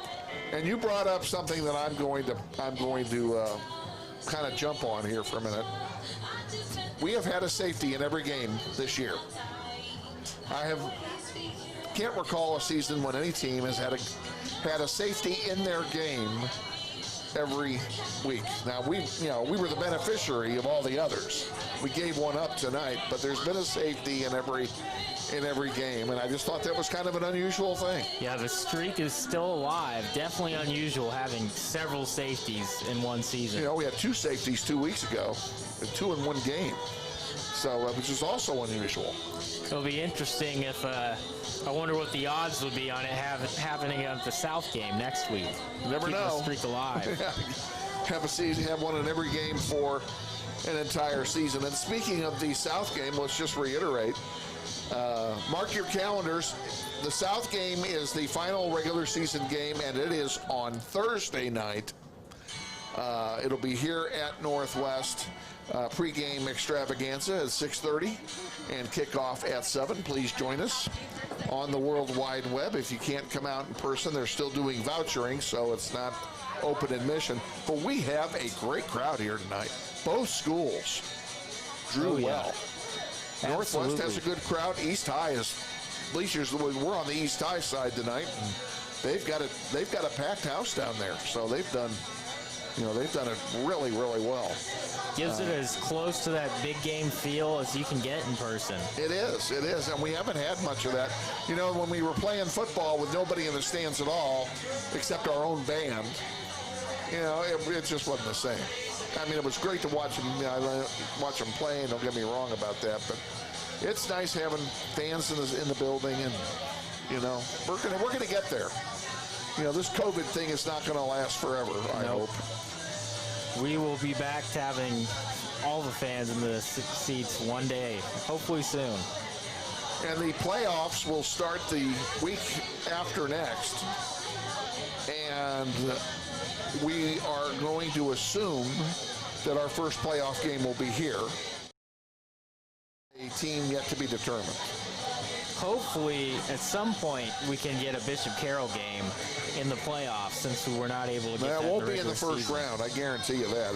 We get Bishop Carroll, it's going to be late. And, you know, we don't know how they're going to do the brackets. There's talk about doing the brackets based on geography so that teams do not have to travel because of the COVID deal. Mm-hmm. They don't want to have them on the bus for 8 hours driving from Liberal, you know.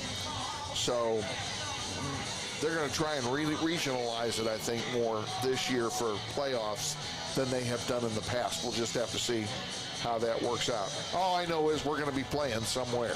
Yeah, that would be interesting if you had Bishop, Carroll, Northwest, and Mays all in the same bracket, not because of record, but more due to geography. Boy, that would be a lopsided bracket, though. All the power in one. I don't see them doing that either. We'll just have to see what they do. But in the meantime, we still have business to take care of. This game is far from over at a 15-point spread. And, of course, we have to take care of business against South High on Thursday as well. The JV version of East and Northwest will be played here on Monday night. Is that right? And kickoff is, what time's your kickoff, Nick? Kickoff 4 o'clock? Okay. Nick Butler will bring you both the freshman game and the JV game, right? Correct? Assuming that there is one. And that will begin at 4 o'clock Central Time. So you can check it out at nwhsgrizz.com. That's where the link will be. And then Tuesday night, I'm going to take a crew to Heights High for the final soccer game of the regular season. The Grizzlies will take on the Falcons in their season finale. And that is their finale because they have a bye on Thursday, so it won't be until the following week before their playoffs start, and we have no idea where we're going, but we do know that Northwest will not host for soccer. So there's a lot of stuff still to be played yet. Absolutely. Even though it kind of feels like the end of the year, still a lot of football left to be played. The Blue Aces are back in the end zone getting ready to do their stretches. The Grizzlies have not yet returned to the field.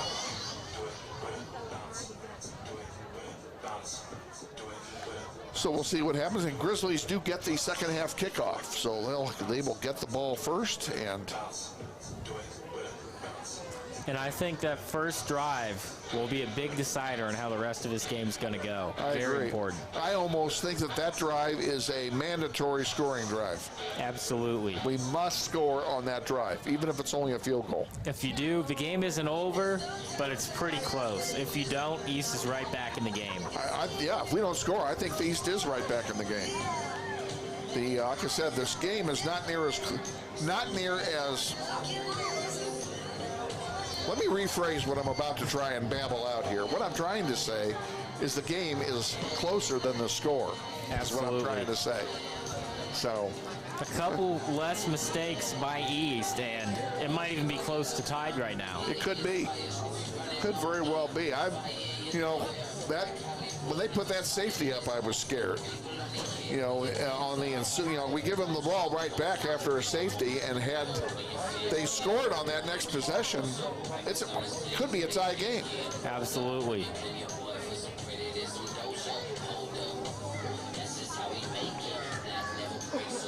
And these teams know it too, how important this next drive is. Everybody's stretching as we wind down the halftime. I believe that when the clock runs out, they still have 3 more minutes, so they've got some stretching yet to do. And I think we're showing you the Grizzlies doing that as right now.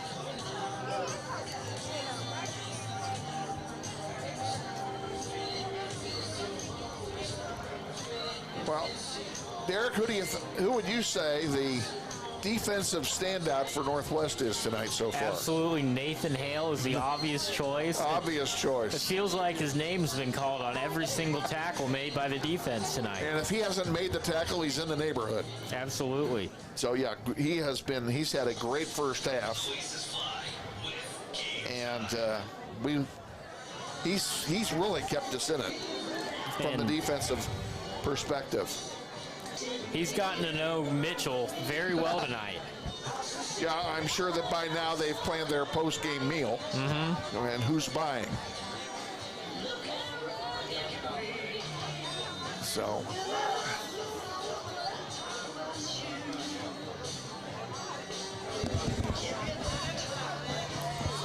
large crowd here. Okay. We're going to take a moment here, and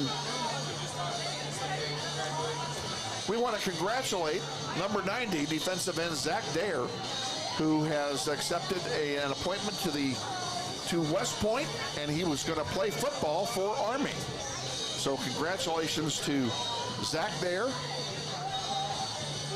for his accomplishments, both on and off the field. Everyone at Northwest is extremely proud of what you have done.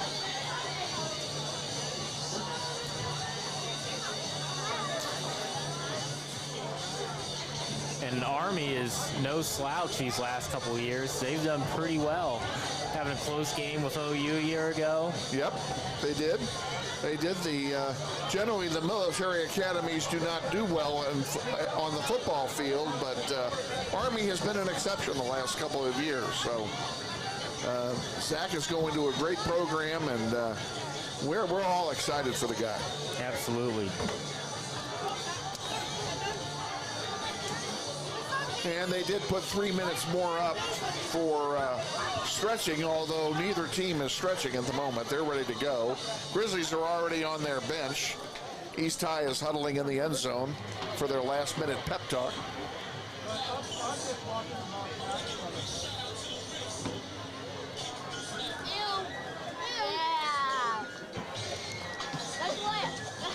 And if East were to win here tonight, in addition to securing the City League title, Northwest is ranked number 2 in 5A. East is number 7 in 6A. Makes you wonder how high they could climb in the state rankings. You know, if it's a close game, I could see the loser rising in the rankings because of the opponent. Yeah, I wouldn't. Even if Northwest were to lose this game or East, I wouldn't see either team falling very far. I wouldn't either. You know, there are two quality teams here. You're playing a quality opponent, and unless you're getting blown out by that opponent, this is not, nobody's blowing anybody out here. Unless you're getting blown out, then yeah, you're going to do fine in the rankings next week.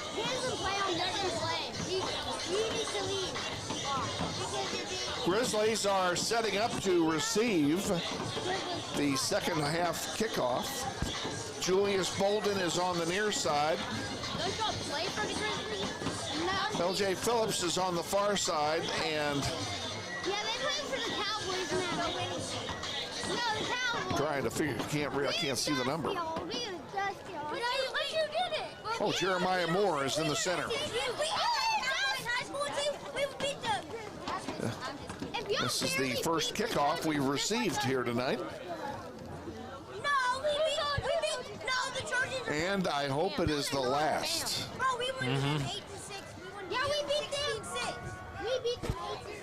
Where'd my sheet go? Kamarian Hart to kick off for East High, and we are underway in the third quarter. A short kick. Now what are they doing here? They blew a whistle. We have a 5-yard penalty against East, but I did not.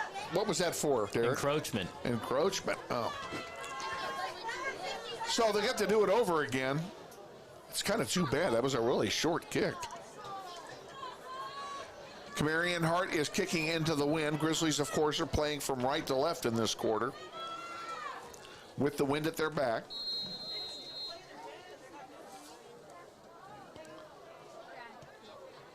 And Hart's kick is short again, and it goes through the wickets. Moore picks it up, and oh, he is pulled down hard. He gets it out to the 30-yard line. But it almost looked like he got pulled down by a face mask. He went down so hard. Yeah, almost, or the collar of his jersey. No play. It's first down and 10 for Northwest on the 30-yard line. Ross at quarterback. Coleman in motion. Handoff up the middle to Julius Bolden. Gets some good yardage with it. Out to the 38-yard line. It'll be second down and 2. then Bolden, the handoff to Bolden has almost been guaranteed to get you positive yards, and it's been Northwest's most successful strategy. This time Phillips has it, and he will get close to first down yardage. He's out over the 41. I think that's enough. It is. They move the chains. First down and 10 Northwest with 11:28 to go here in the third quarter. Oh, oops. We got a false start there by Grizzlies' James Gilbertson. And that will move it back 5. It'll be first down and 15.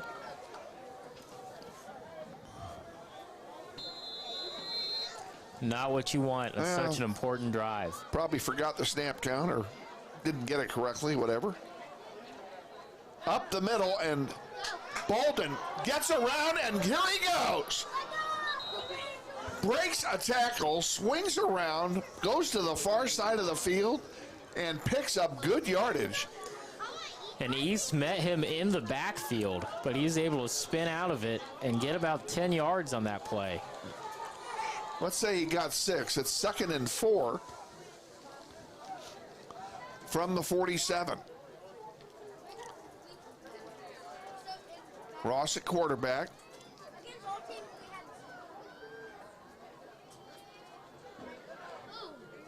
Handoff up the middle, close to the first down marker. And they give it in the first down. Bolden gets the necessary yardage. 1st and 10 Northwest from the 48. Another one up the middle. This time kept by Mason Ross himself, and he picks up a couple of yards. It'll be second down and a short 8 yards. Well, let's make it 7. And the Grizzlies have been content to run it so far. It's been their bread and butter this game. Well, Mitchell can't hurt you if he doesn't have the ball. So there's something to be said about just running it and eating up a lot of clock and then getting points along the way. Bolden on that carry gets it all the way down to the 40-yard line. It'll be 3rd down and 1. Absolutely, and killing the clock is never a bad thing when you're up 15 points. Hand off to Phillips. He gets the first down and a couple of more. They'll move the chains. First down and 10 Northwest. 9:38 remaining, third quarter.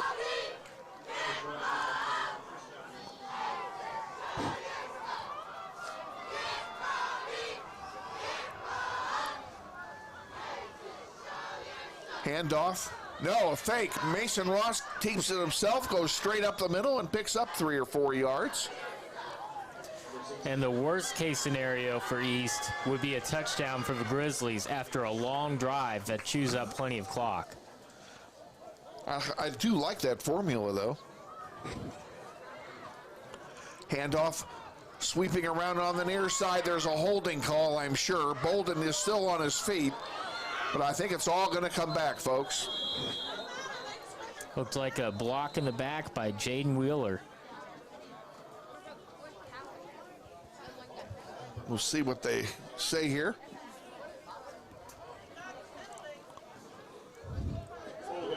Number 6. You're right. Holding on Jaden Wheeler. They'll mark it off. It's going to be second down and long.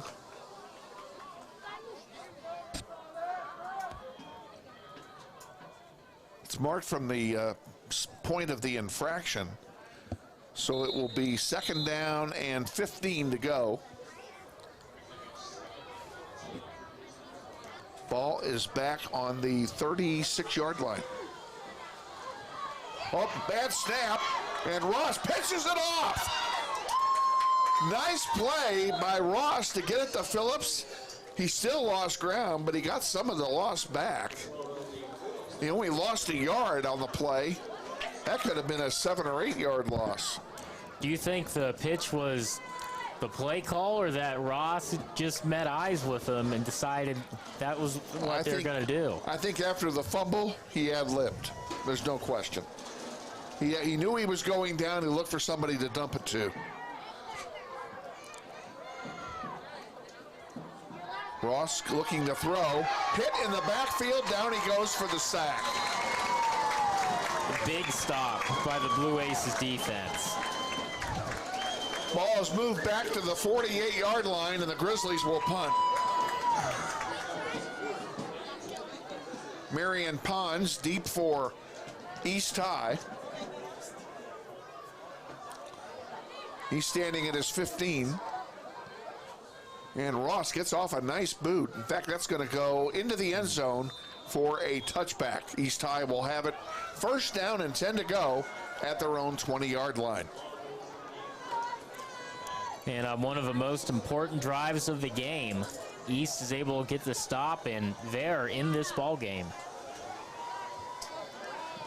Grizzlies ran off 4.5 minutes of the third quarter, came up empty.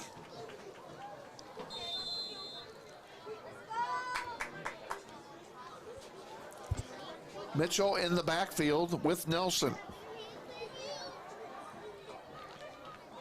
Fake to Nelson. Mitchell will keep it himself. Beats one guy and gets nice yardage on the play. He's going to get all the way out to the 28-yard line. It'll be second down and a short 3. Nice start to this drive by the Blue Aces offense. Grizzlies defense is going to need to come up big here, Derek. Yeah, if they can allow a touchdown, that would make Northwest pretty nervous. Mitchell and Nelson in the backfield. Hand off to Nelson. And he is grabbed and brought down immediately. I guess I don't need to tell you who brought him down. Nathan Hale brings him down. He gets the first down. It is first down for East on the 31, but a nice tackle that time by Nathan Hale.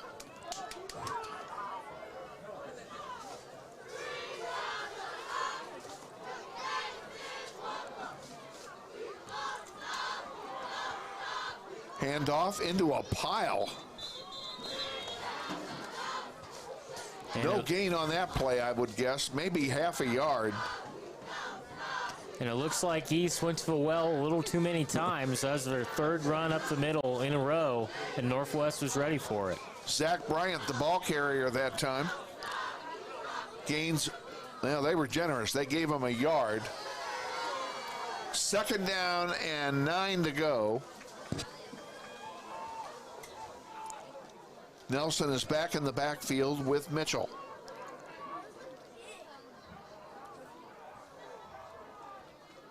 Mitchell back to throw. Throws it short, complete. And good tackling, good pursuit that time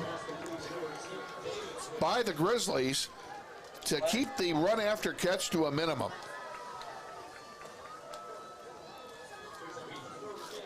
And looks like about halfway to go. 3rd and 5. Ball's on the 36-yard line. Third down, 5 to go for East High. Grizzlies have a good spot here to hold them.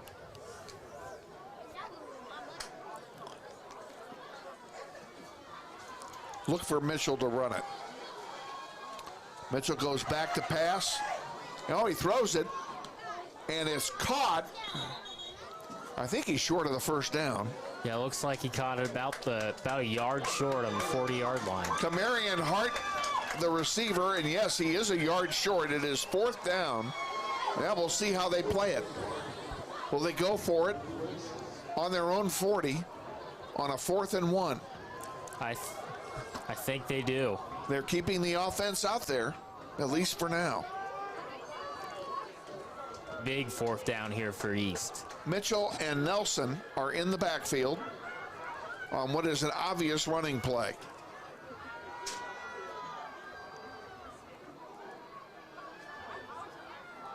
And they're going to throw it. And down he goes. Mitchell sacked in the backfield.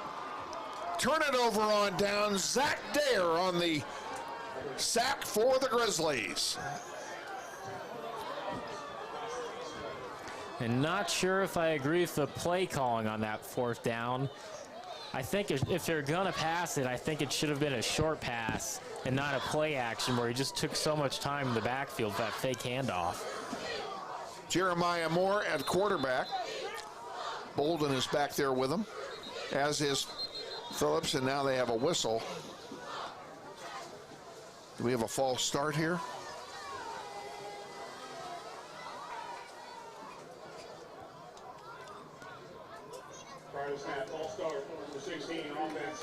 False start by Mason Ross.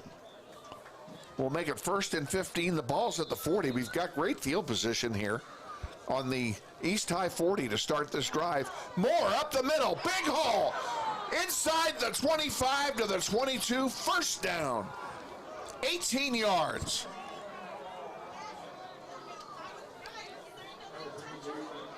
And no huddle offense for Northwest. Phillips has it.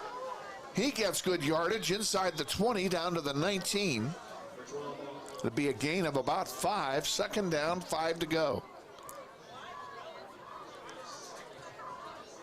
And Moore has done a great job running the football tonight, having several big runs. Keeps it himself again. This time gets nothing. It'll be 3rd down from no gain on the play. 3rd down. Well, they gave him a yard loss. It'll be a 3rd and 7. Ross now back at quarterback. Bolden is in the backfield with him. Jeremiah Moore and Caleb Coleman are wideouts on the near side. Pass play is tipped. Nice defensive play by A.J. King of East High to tip that pass, and it falls harmlessly incomplete. And looks like Carson Arndt is going to try a field goal with the wind. Smart decision here. If Carson can make it, he'll make it a 3-possession game. 37-yard field goal attempt by Carson Arndt. These are 3 big points. Ball, bad snap, and flags go down. And what's hopefully, what do we have here? Looks like they might have knocked the center over.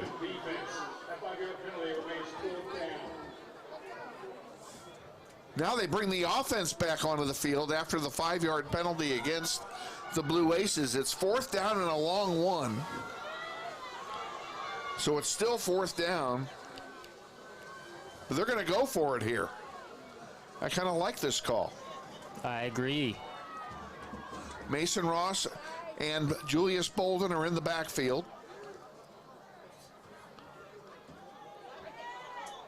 Boy, bad exchange that time. That went nowhere. Nope. The exchange on the handoff was just not there. Just froze him up for just half a second, and they're lucky they didn't cough it up. The result is the same, though. They turn it over on downs. It'll be 1st down for East High at their 16-yard line. With 3:35 remaining here in the 3rd quarter, Grizzlies up 17-2. And it's been all defense in the 2nd half.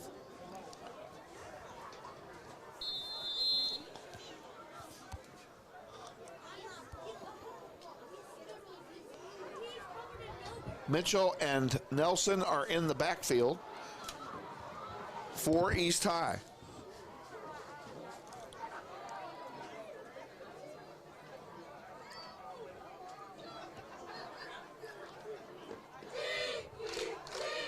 He's going to throw it. Being chased, running for his life. Guess who gets him for a sack? Yes, sir. Number 57, Nathan Hale. And he has had a game tonight. He is Mr. All-World tonight. A huge loss on the play, 11-yard loss. 2nd down, 21 to go. The ball's at the 4-yard line. And what's so impressive about these defenses is the quality of offenses we're doing this against.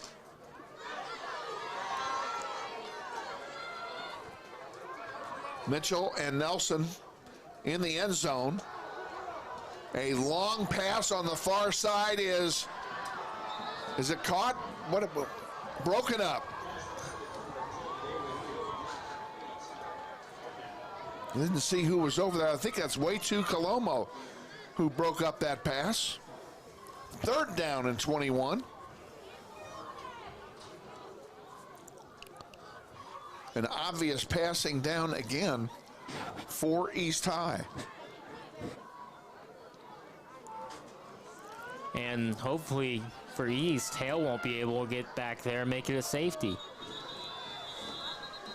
Now we have a whistle. East High has called a timeout, their first timeout of the second half, and they call it with 2:45 remaining in the third quarter. 17-2, Grizzlies lead. We'll be back. This is Wichita Northwest Grizzlies football. Hi friends, Phil Nightingale, General Manager at Mount Hamilton Ford. Have you been thinking about a new SUV? Right now is a great time to buy a new Ford at the big corner of 119th and West Kellogg. EcoSport, Escape, Edge, Explorer, Expedition. Mount Ford is sure to have the right vehicle to fit your size. And you know you can count on us with this great selection to find the right SUV at the best price to fit your budget. Check us out online or in person. Let us make your purchase easy with pickup and delivery right from your home or work. Mount Hamilton Ford, experience the difference.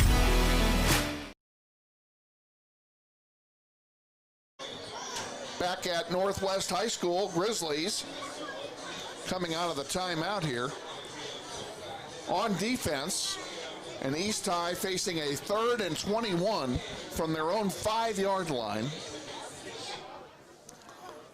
This is a huge, huge play.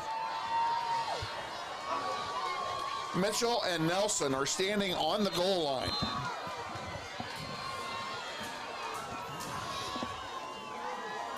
The crowd is loud. Mitchell back to throw in the end zone. Complete to A.J. King. Can they get him down? They do. Short of the first down. It'll be 4th down and about. I'm looking for the spot. Looks like it's going to be about 4th and 3. Flag. We do have a flag in the backfield.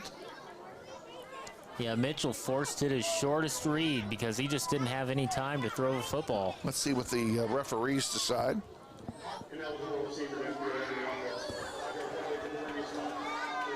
Well, that's a break for the Grizzlies, an ineligible downfield. So that play will come back. They almost got a first down out of it. They were close. They didn't have much time to throw, and they had to make it a short pass, but he had room to run. He had a lot of room to run. Nobody was near him. So that moves the ball back to the 3-yard line, half the distance to the goal. And now Mitchell and Nelson are standing in the end zone. Mitchell's going to look to throw it, and he may get sacked. The ball's loose. Is it an incomplete pass or a fumble? Mitchell slow to get up. He went down hard, did Mitchell. They almost had him in the end zone for a safety. Yeah, great job by Mitchell getting out of the end zone. Now we have the officials call a timeout, and the trainers are going to come out, and I believe it is Mitchell that is down.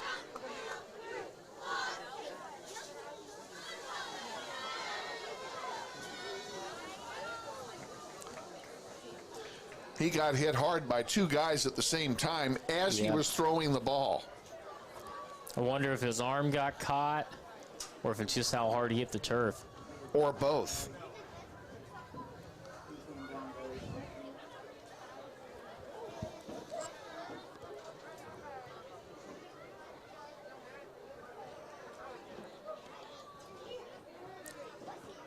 He is on his stomach, being tended to.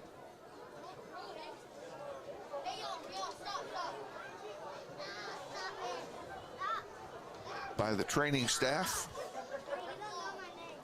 We certainly hope the young man stands up and walks off under his own power.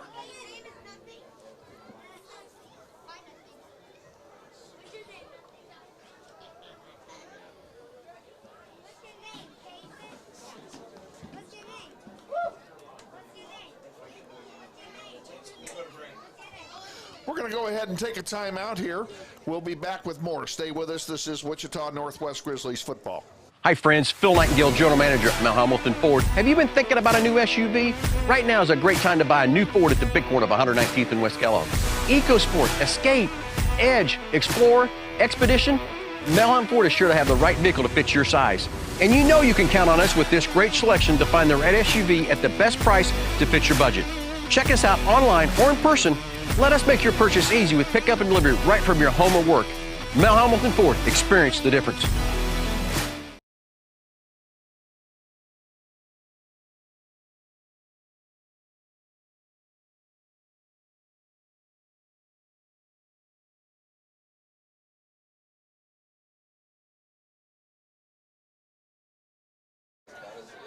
Back at Northwest High,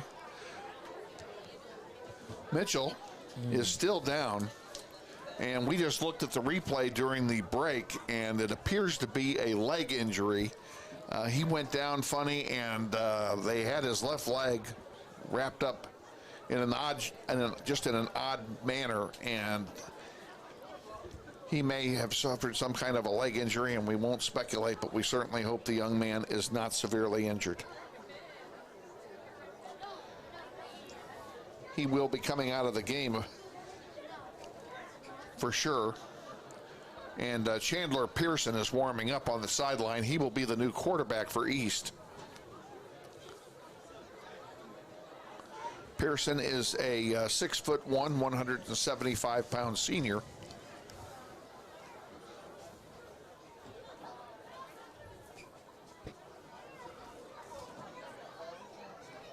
The crowd is very quiet.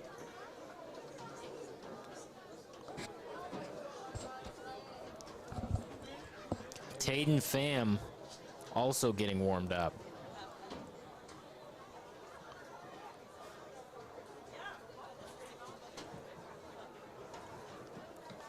Pham is a 6', 160-pound sophomore.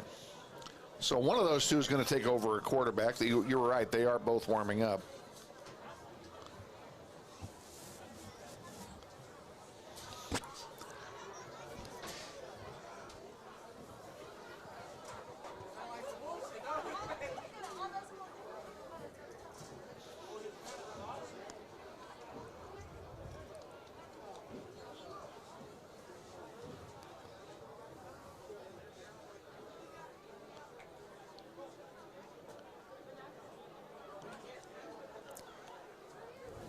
And if East, even though it's fourth down here, or third and long, still a close ball game for the East Blue Aces. Game of interest in the fourth quarter, May South 21, Hayes 14. May South leads Hayes 21-14 in the fourth quarter. Has 5A implications. It does have 5A implications where May South, of course, lost to Mays last week. They could have done us a favor, and they didn't.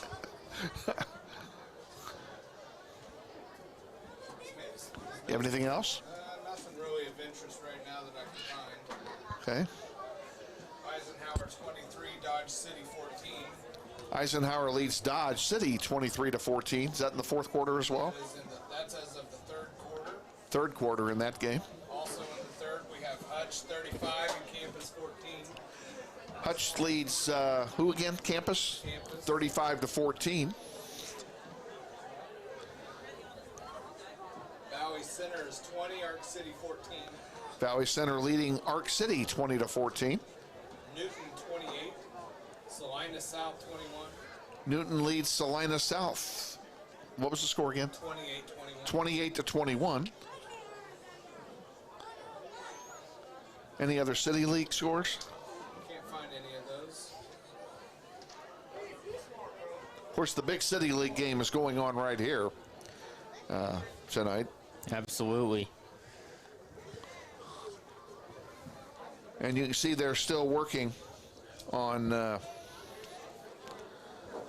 Deontay Mitchell, the quarterback for East High. And this injury is obviously, apparently going to be pretty serious.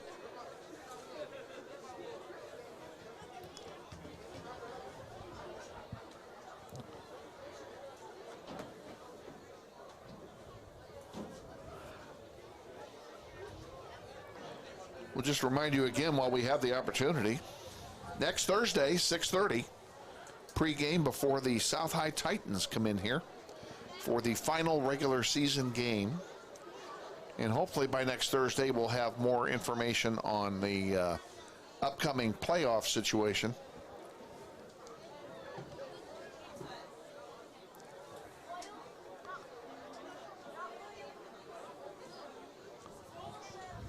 They've called for an ambulance, we've just been informed, for Mitchell. So it's going to be a few minutes while they bring the ambulance in here and take him to the hospital for further evaluation.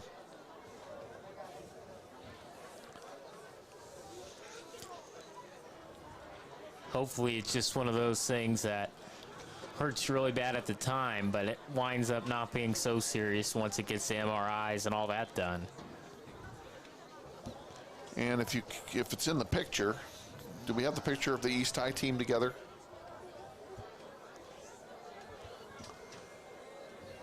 You see the East High team is huddled together in support of their fallen comrade. And of course the Grizzlies on the opposite side showing their respect as well. Oh, thank you, Shane.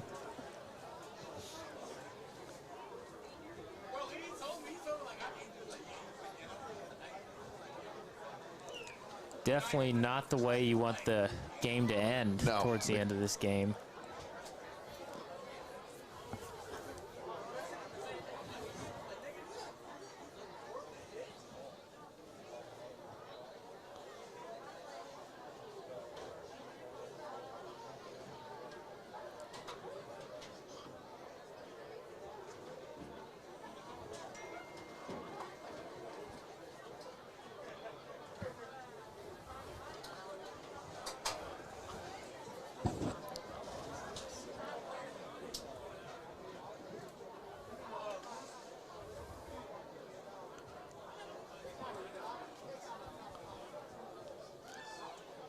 I doubt if we're going to get any information on the extent of Mitchell's injury prior to going off air tonight. So we will send our thoughts and prayers along to the hospital with him. Absolutely. For minimal injury and a speedy and swift recovery for the young man. Well, if this is it for his season, he's had a great year. He has. He's had a great year. He's been, everybody's been talking about this kid all season long. And he's been great here tonight. So. Yeah, freshman leading East High really out of nowhere to the top of the City League.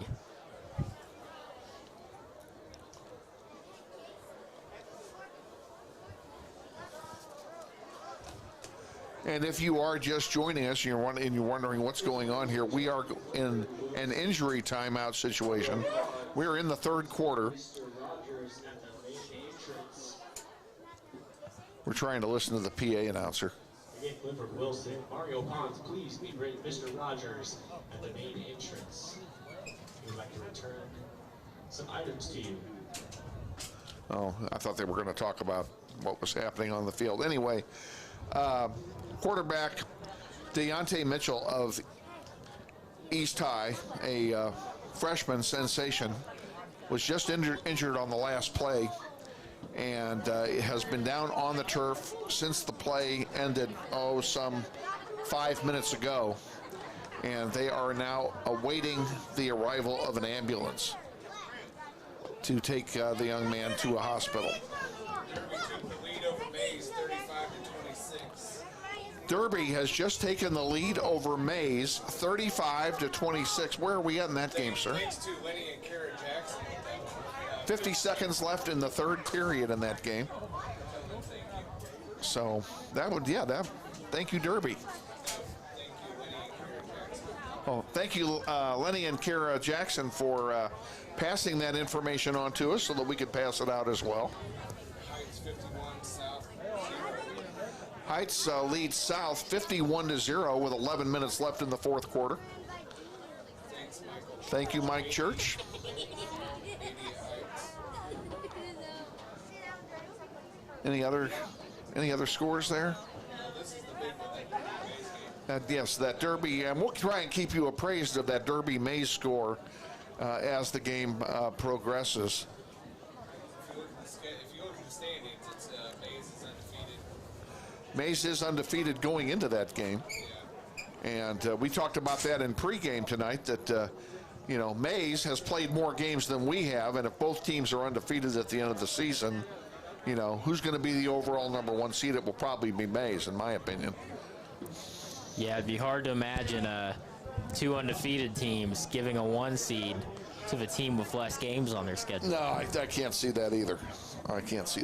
So, I beg your pardon? I think they go by winning percentage. Yeah, but if they're both the same, if you win all your games and your winning percentage is 1,000, they got to have some kind of a tiebreaker. So it would probably be if you have more wins.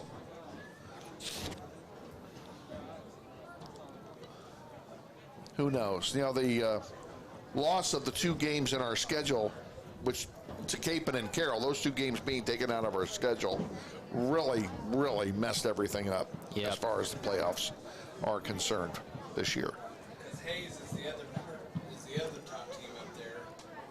They're also undefeated. Hayes is also, yes, they are also undefeated, so Hayes will have to be considered as well.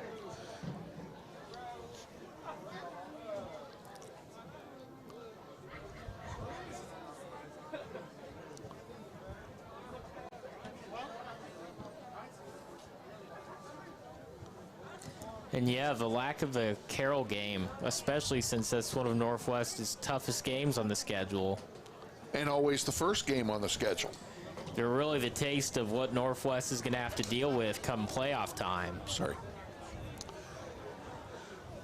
Yeah, I would like to have had that game. Win, lose, or draw. I'd like to have that game so we know, we know what we're facing going forward. And that's always a fun game, that first game of the year against the Golden Eagles.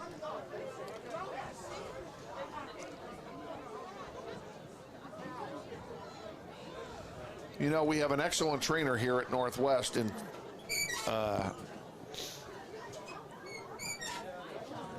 Tommy Gonzalez. And this is why. For just this kind of a situation, to have him available and to know that that we have the best down there on the field that we can possibly have, providing assistance to these players when they need it most. It's just great to have Tommy on board, and we are so blessed to have him. It's sad how long it's taken the ambulance to get here. Yeah, the ambulance is really, I've noticed that as well. The ambulance is Not that far from here. I don't know why. Yeah. The hospital's only 10 minutes away. Where's David Dennis? Yeah, and the fire truck. Commissioner David Dennis, we need him. This is taking too long. And the fire truck was here well before the ambulance.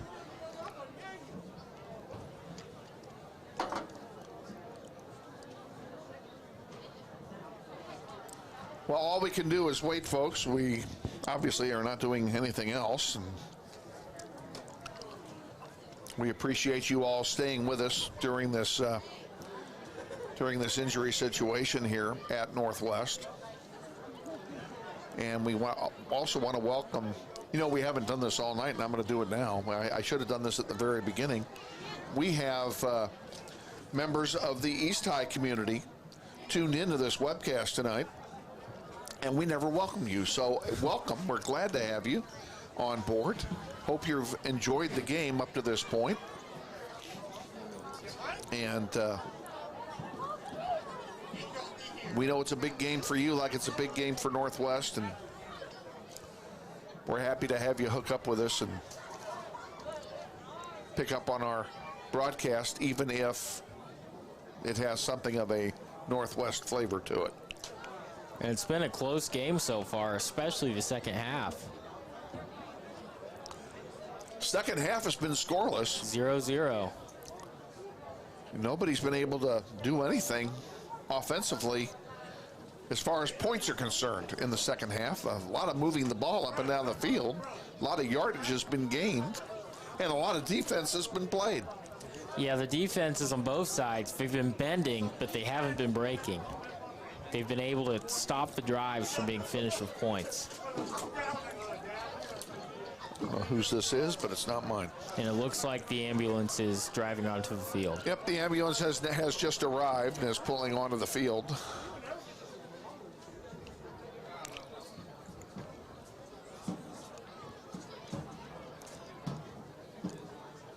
Looks like one of the firemen's telling them about the situation.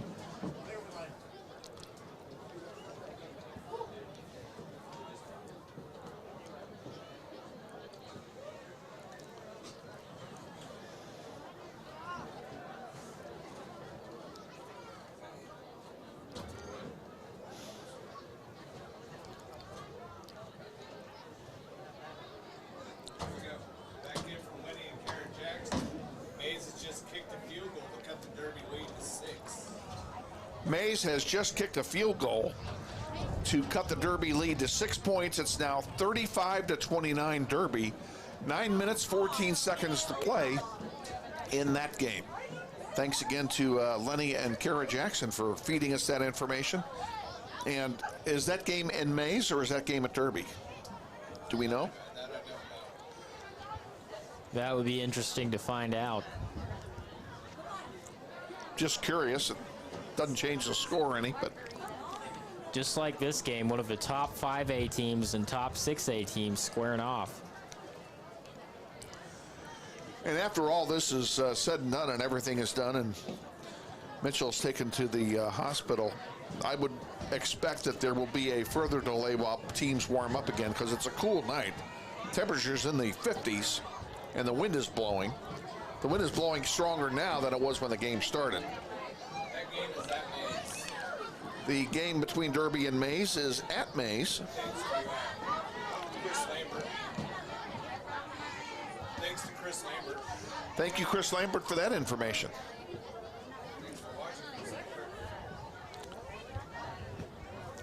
I can't hear you with these on. I got to pull it out. Yeah, we appreciate everybody that's been feeding us this information tonight. It's great.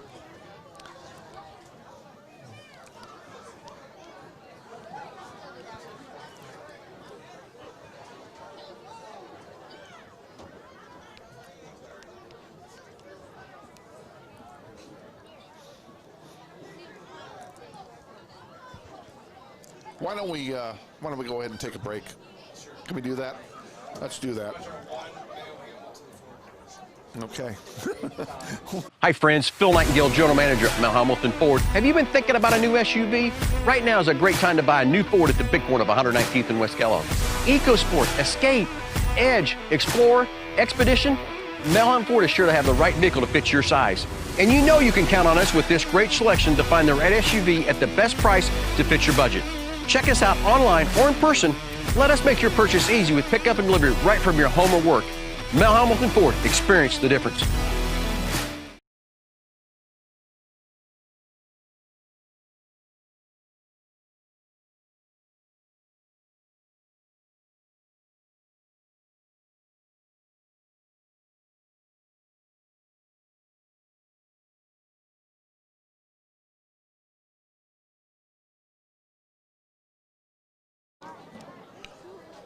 Back at Northwest High, we are in an injury timeout with 2:10 remaining in the third quarter. The Grizzlies up 17-2 over East High. Deontay Mitchell remains on the turf. The ambulance is here and paramedics are tending to the young man and preparing him for transport.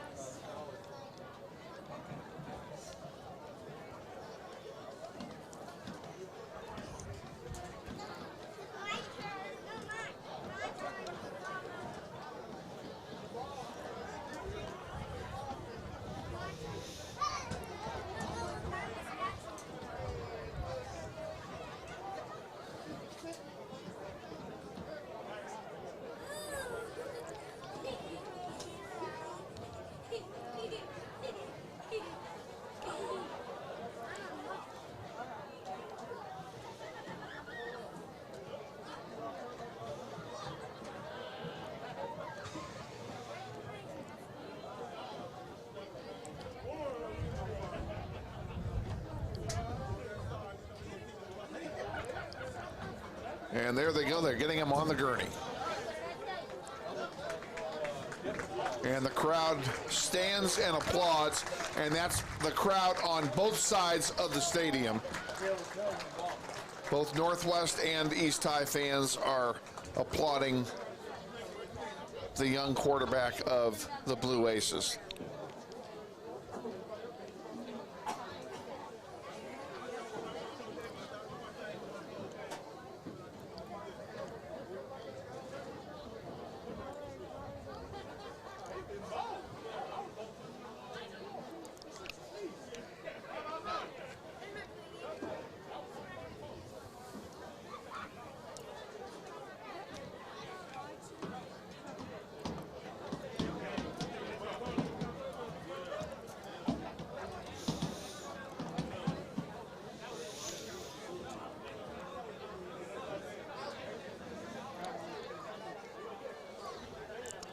And there he goes, ladies and gentlemen, number 15, Deontay Mitchell, the quarterback of the East High Blue Aces.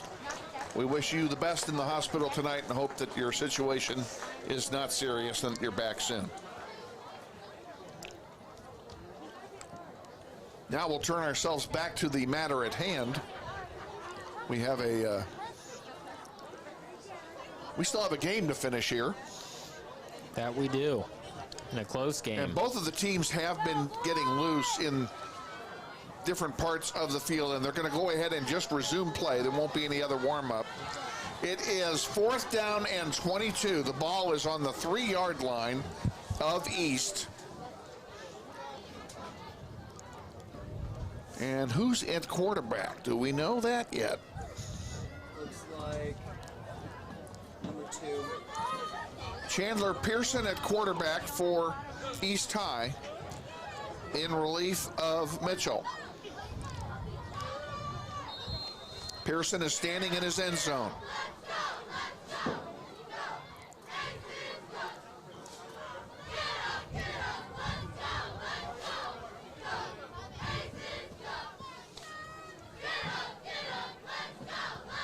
And they're punting, of course. And they let it go. It's going to die at the 44-yard line of East.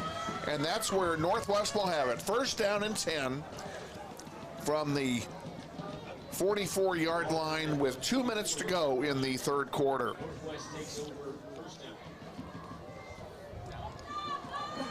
So it makes you wonder what effect the long layoff has on the offenses. We're going to find out here real quick. Mason Ross at quarterback. Bolden is in the backfield with him. He hands it off, run up the middle, goes nowhere. No gain on the play. Bolden is dropped, and it's 2nd down and 10.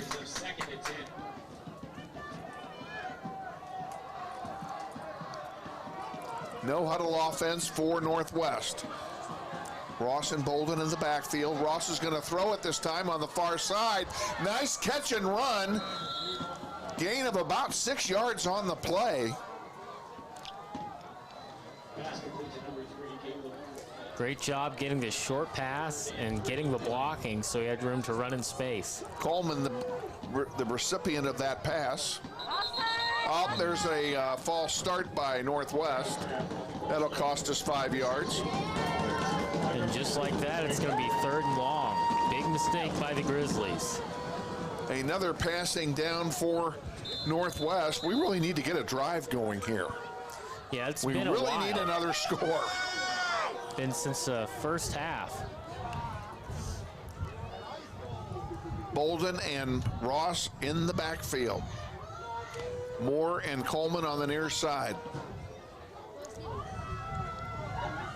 There's a pass, and down he goes. He put his knee down, unfortunately, after he caught it. That was Camden Aldridge who received the pass. He was short of the 1st down. It's gonna be 4th down and 1, and the Grizzlies are gonna go for it. Bolden lines up now behind Ross. Who's gonna get the honor of trying to get this yard? It'll be Bolden. Up the middle he goes. Ooh, I don't think he made it. Gonna be close. It's going to be close. I think he's short. They're going to measure. The referees have stopped the clock. They're going to bring out the chains and measure. We'll see what happens here. Bolden got hit almost as soon as he got the ball. And I wonder if this has been the longest amount of time between scores all year for Northwest's offense. It is.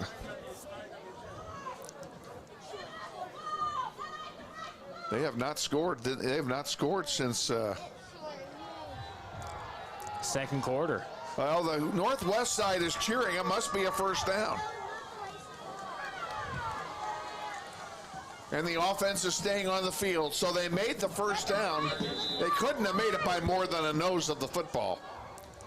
Up the middle it goes. And it gave enough 5 yards that time.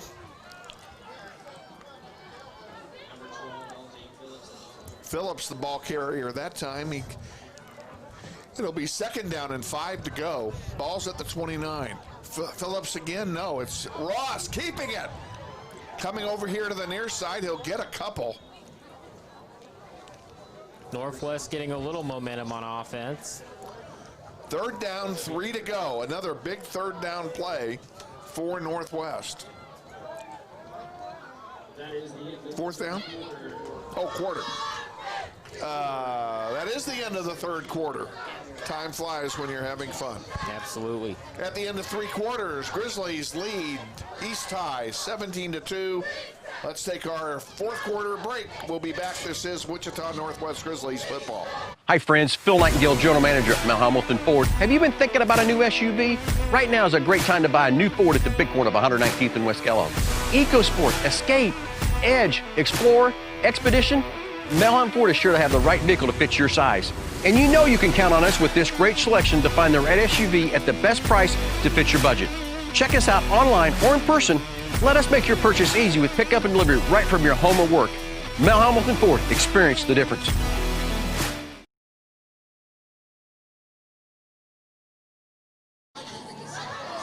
Back at Northwest High for the start of the fourth quarter. Grizzlies have it third down and 3 to go. I'll borrow that from you in a minute. Here's a pitch and run straight up at it. They're going to come up short. It will be fourth down and less than a yard if I read this correctly. And it'll be 4th and 1. They're able to get it last time on 4th and 1, but just barely. We'll see what happens this time. Bolden is in the backfield. I'll bet you he gets it. He takes a direct snap, and he gets the first down easily. 1st and 10 to go for the Grizzlies at the 20-yard line.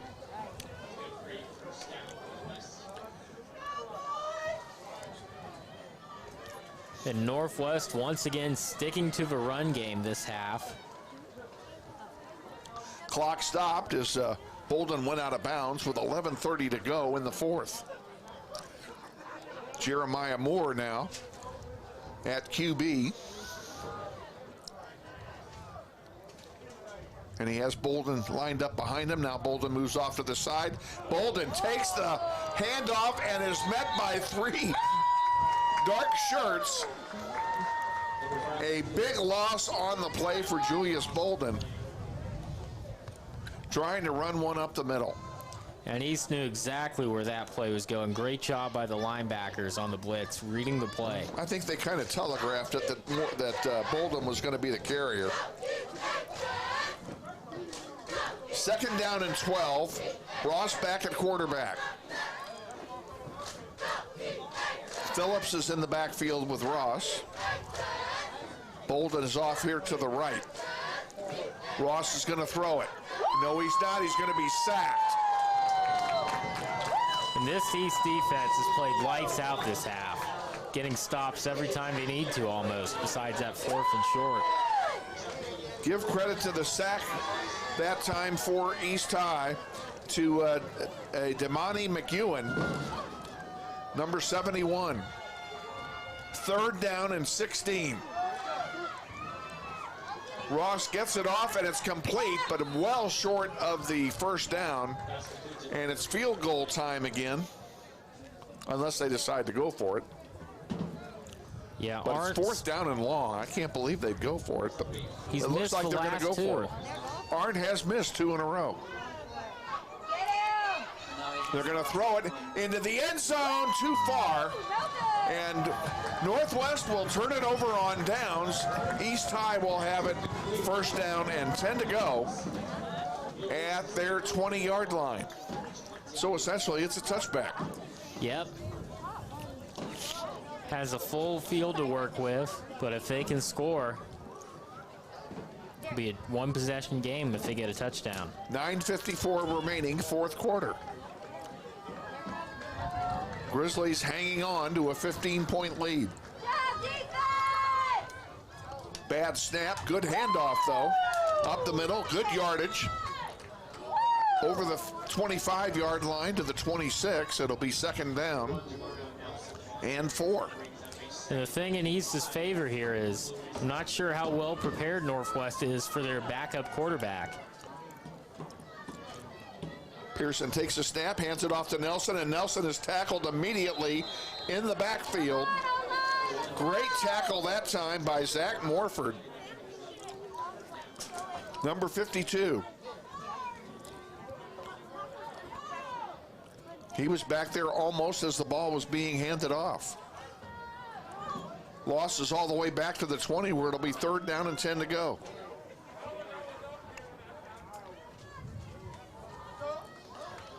Hart brings in the play from the sideline for East High.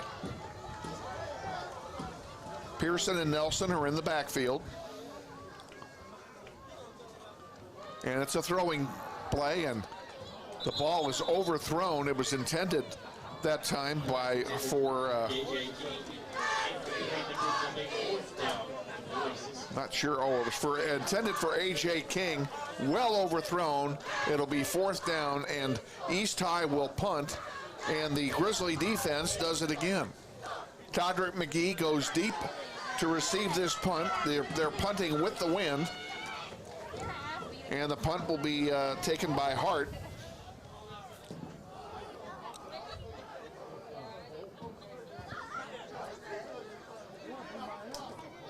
Number 71 sprinting onto the field. Yeah, they only had 10 guys out there. Camarion Hart standing on his 6-yard line.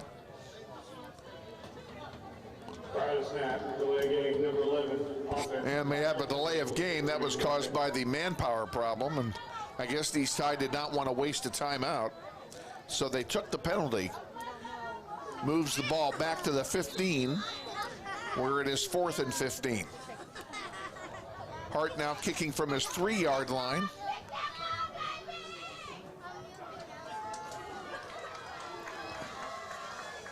Good snap. And a good punt with the wind. McGee goes back to the 40, boots it. Loose ball still and falling on it. Zaire Atkins falls on the ball for Northwest. It's a loss on the return of almost 20 yards. The first mistake was Bob dropping the punt. The second was trying to pick it up and not jump on it. Just fall on the ball. You're not going to get anywhere with it anyway.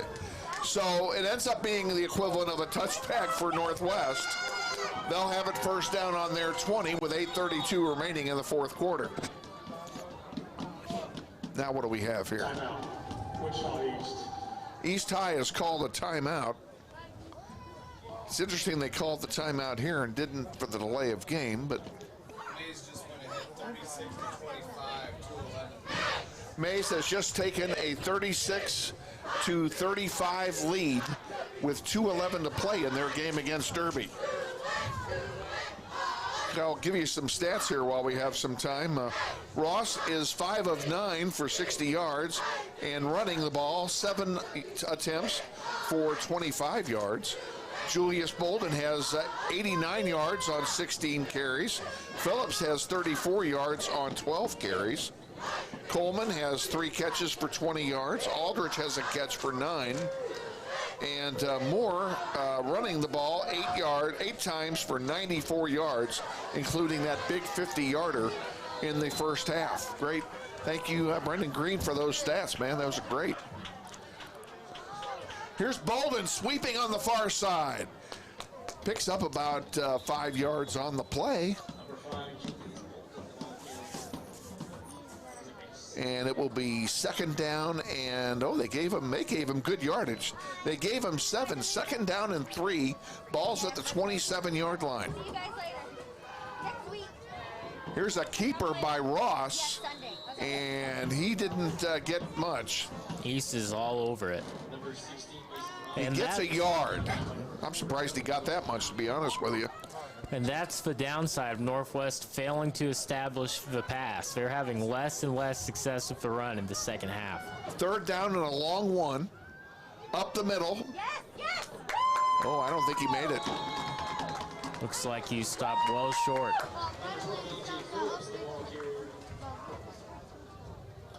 We'll see where they spot it. It's half a yard short of the first down, and Northwest is going for it. Bolden lined up in a, oh no, I'm sorry, I didn't see the punter back there. McGee is, Mason Ross did punt it. It's a short punt. East High falls on it. East High made a mistake there falling on that ball. Absolutely, get away from it. Why would just get out of town? That'll be talked about in practice.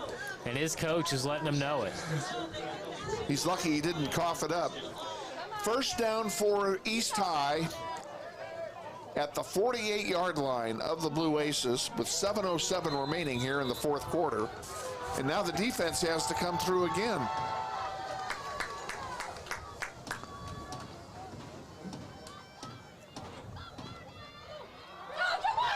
Oh, here's a big run here. 10-yard run that time by Nelson. Huge run by Nelson. Jamarian Nelson picks up, well, they gave him 9.5.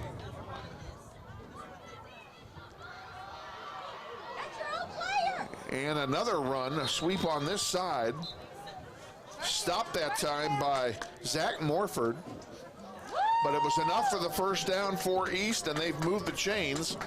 And this is what I was afraid of. East High is starting to move things. Yeah, this offense has some life in it. The running game is looking good so far. We'll see how much of a passing attack they have with this backup quarterback. Taden Pham is now at quarterback for East High. Nelson is back there with him. Pham throws it, and it's dropped. It'll be second down and 10.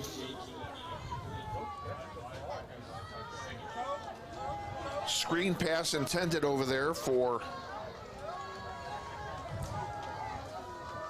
Hart. Just threw it out a little too far in front of him. Yeah, and he bounced it right off the turf, and that was the end of that. So it's second down and 10. Ball on the 41-yard line. Pham and Nelson in the backfield. Pham takes a snap. He's going to throw it. It's caught and completed short of the first down. It's going to be second down and a third down rather, and 2, I think. Ball is spotted right on the 35-yard marker. Third and then 3 it is for the first down. Grizzlies need to get a stop. And they don't get the stop. The first down is taken by Standiford, and he gets it. And suddenly this East offense has a lot of momentum. And once again, having success with the short pass. Taden Pham is picked up right where Mitchell left off.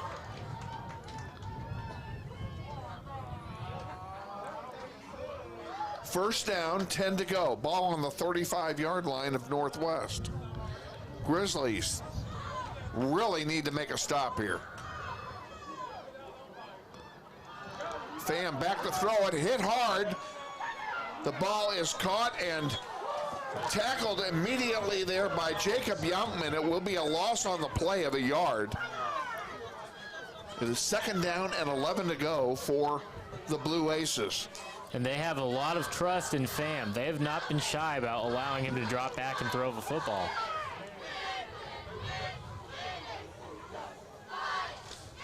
Now this is basically a passing team. This time he pitches it to Nelson on the near side, breaks a tackle out of bounds. He's tackled there. Flag on the field. McGee made the tackle. There is a flag down, and East High is moving back. It may be a hold. Illegal block in the back, number 51 offense. 10-yard penalty, replay 2nd down. A block in the back penalty that time by Taver Hunter, the junior lineman for the Blue Aces. It's a break for the Grizzlies, and it makes it 2nd down and very long. And you cannot make that mistake this late in the game when you're driving down the field. 2nd down and 20 from the 42. Clock running, 4:40 to play.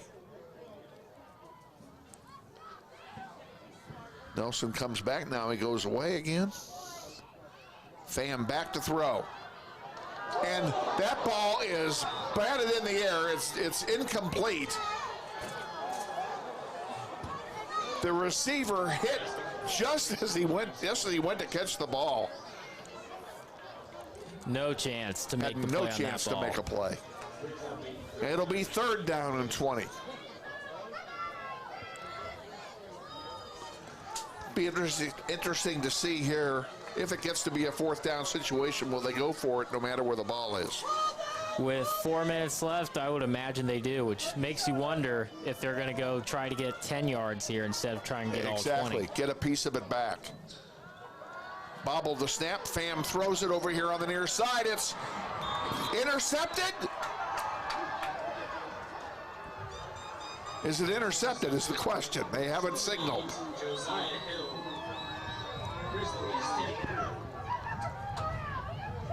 They still haven't signaled. It looks like there's an injury. One of the Northwest players is rolling around on the ground. Not sure who. Well, all right, we'll start off by first telling you it is an interception because the Northwest offense is on the field. Now, as far as the injured player is concerned, we need to find out who that is, and that is Number 20. Colomo, excuse me, is the injured player, and I think he made the interception. He gets up, he's okay, just had the wind knocked out of him. He is limping off the field. And the Northwest crowd is giving him a big round of applause. What a big turnover this is. 4:17 to go in the 4th quarter. Grizzlies have it 1st and 10 on their own 17. And if you're Northwest, you just want to... You want some first downs is what you want. Run out this clock.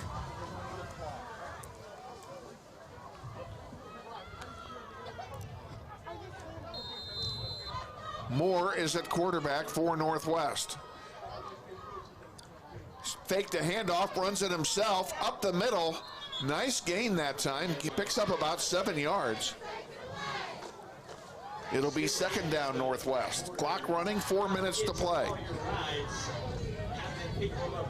Oh, they gave him 9 yards on that. Bolden going to run this one, and I think he's going to come up short.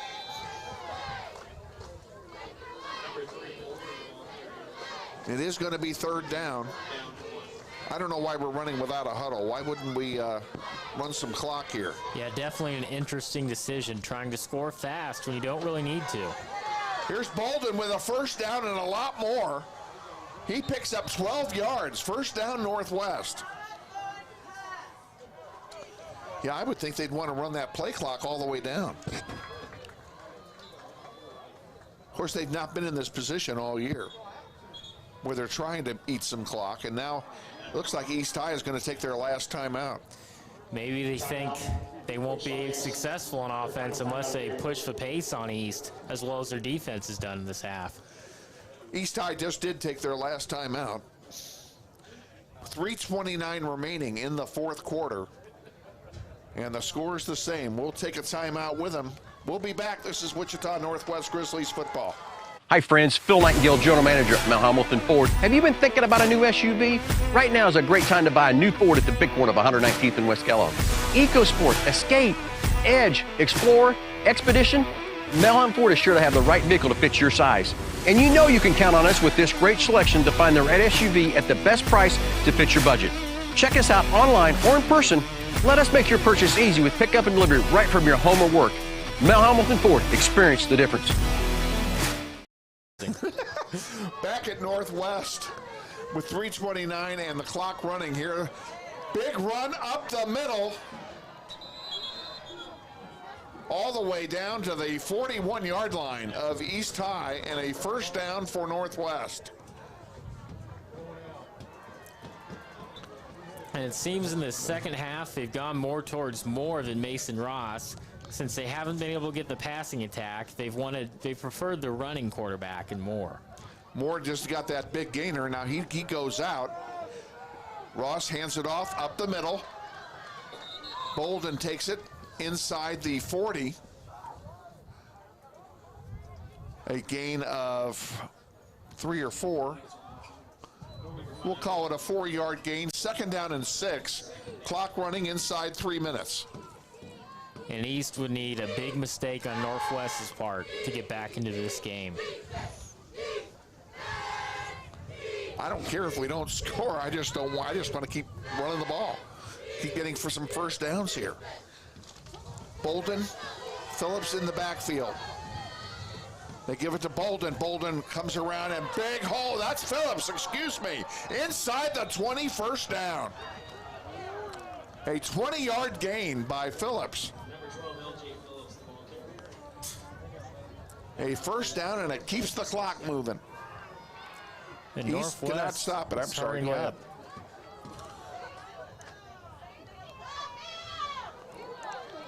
We have a mess, and a flag just flew into the middle of all of it, and I'm sure it's a hold on Northwest. And Northwest does not seem interested in burning clock. They want to score. I don't understand that, but it is a holding call on the Grizzlies. It will bring the ball back 10 yards.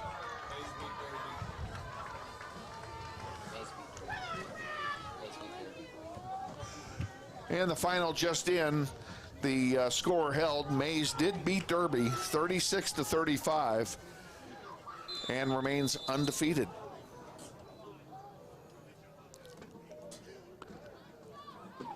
Ross, Phillips, and Bolden in the backfield.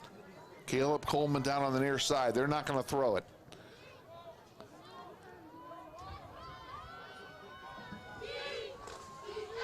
Ross keeps it himself. Nothing. And nothing there. They'll lose a yard on the play, but it does keep the clock moving. They've been all over Mason Ross tonight on his quarterback keepers. But that's really not a bad play because it burns 30 seconds off the clock. Absolutely not. We're inside 90 seconds remaining in the fourth quarter.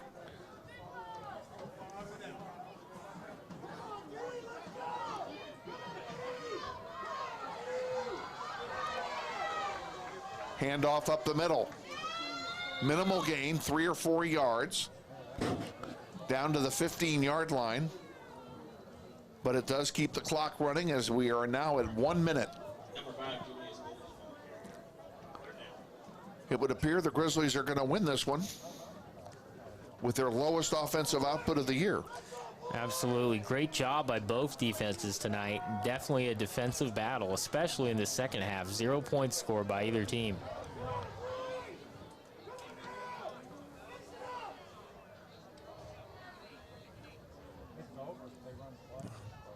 And now they're going to take the genuflect offense.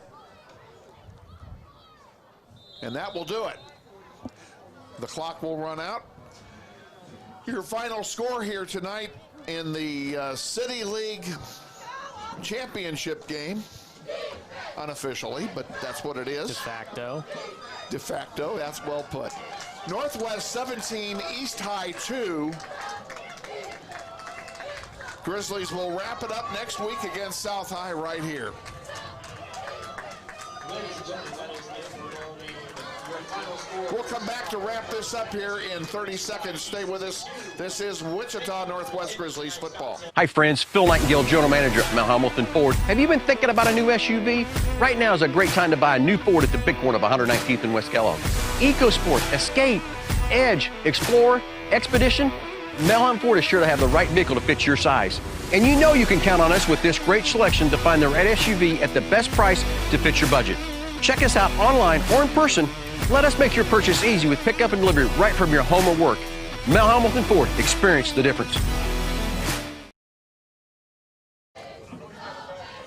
Back at Northwest High, where the Grizzlies have defeated the East High Blue Aces 17-2 to remain undefeated on the season, sending East High to their first defeat of the year, and as you put it, Derek, winning the de facto championship game of the City League for this year.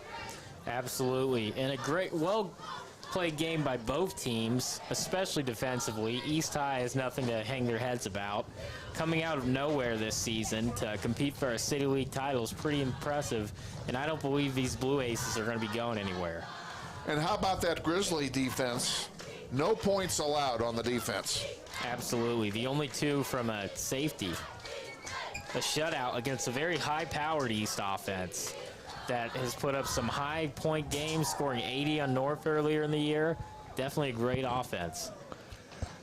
Grizzlies will play South High here on Thursday. We are on the air at 6:30 with the pregame show and the kickoff at 7.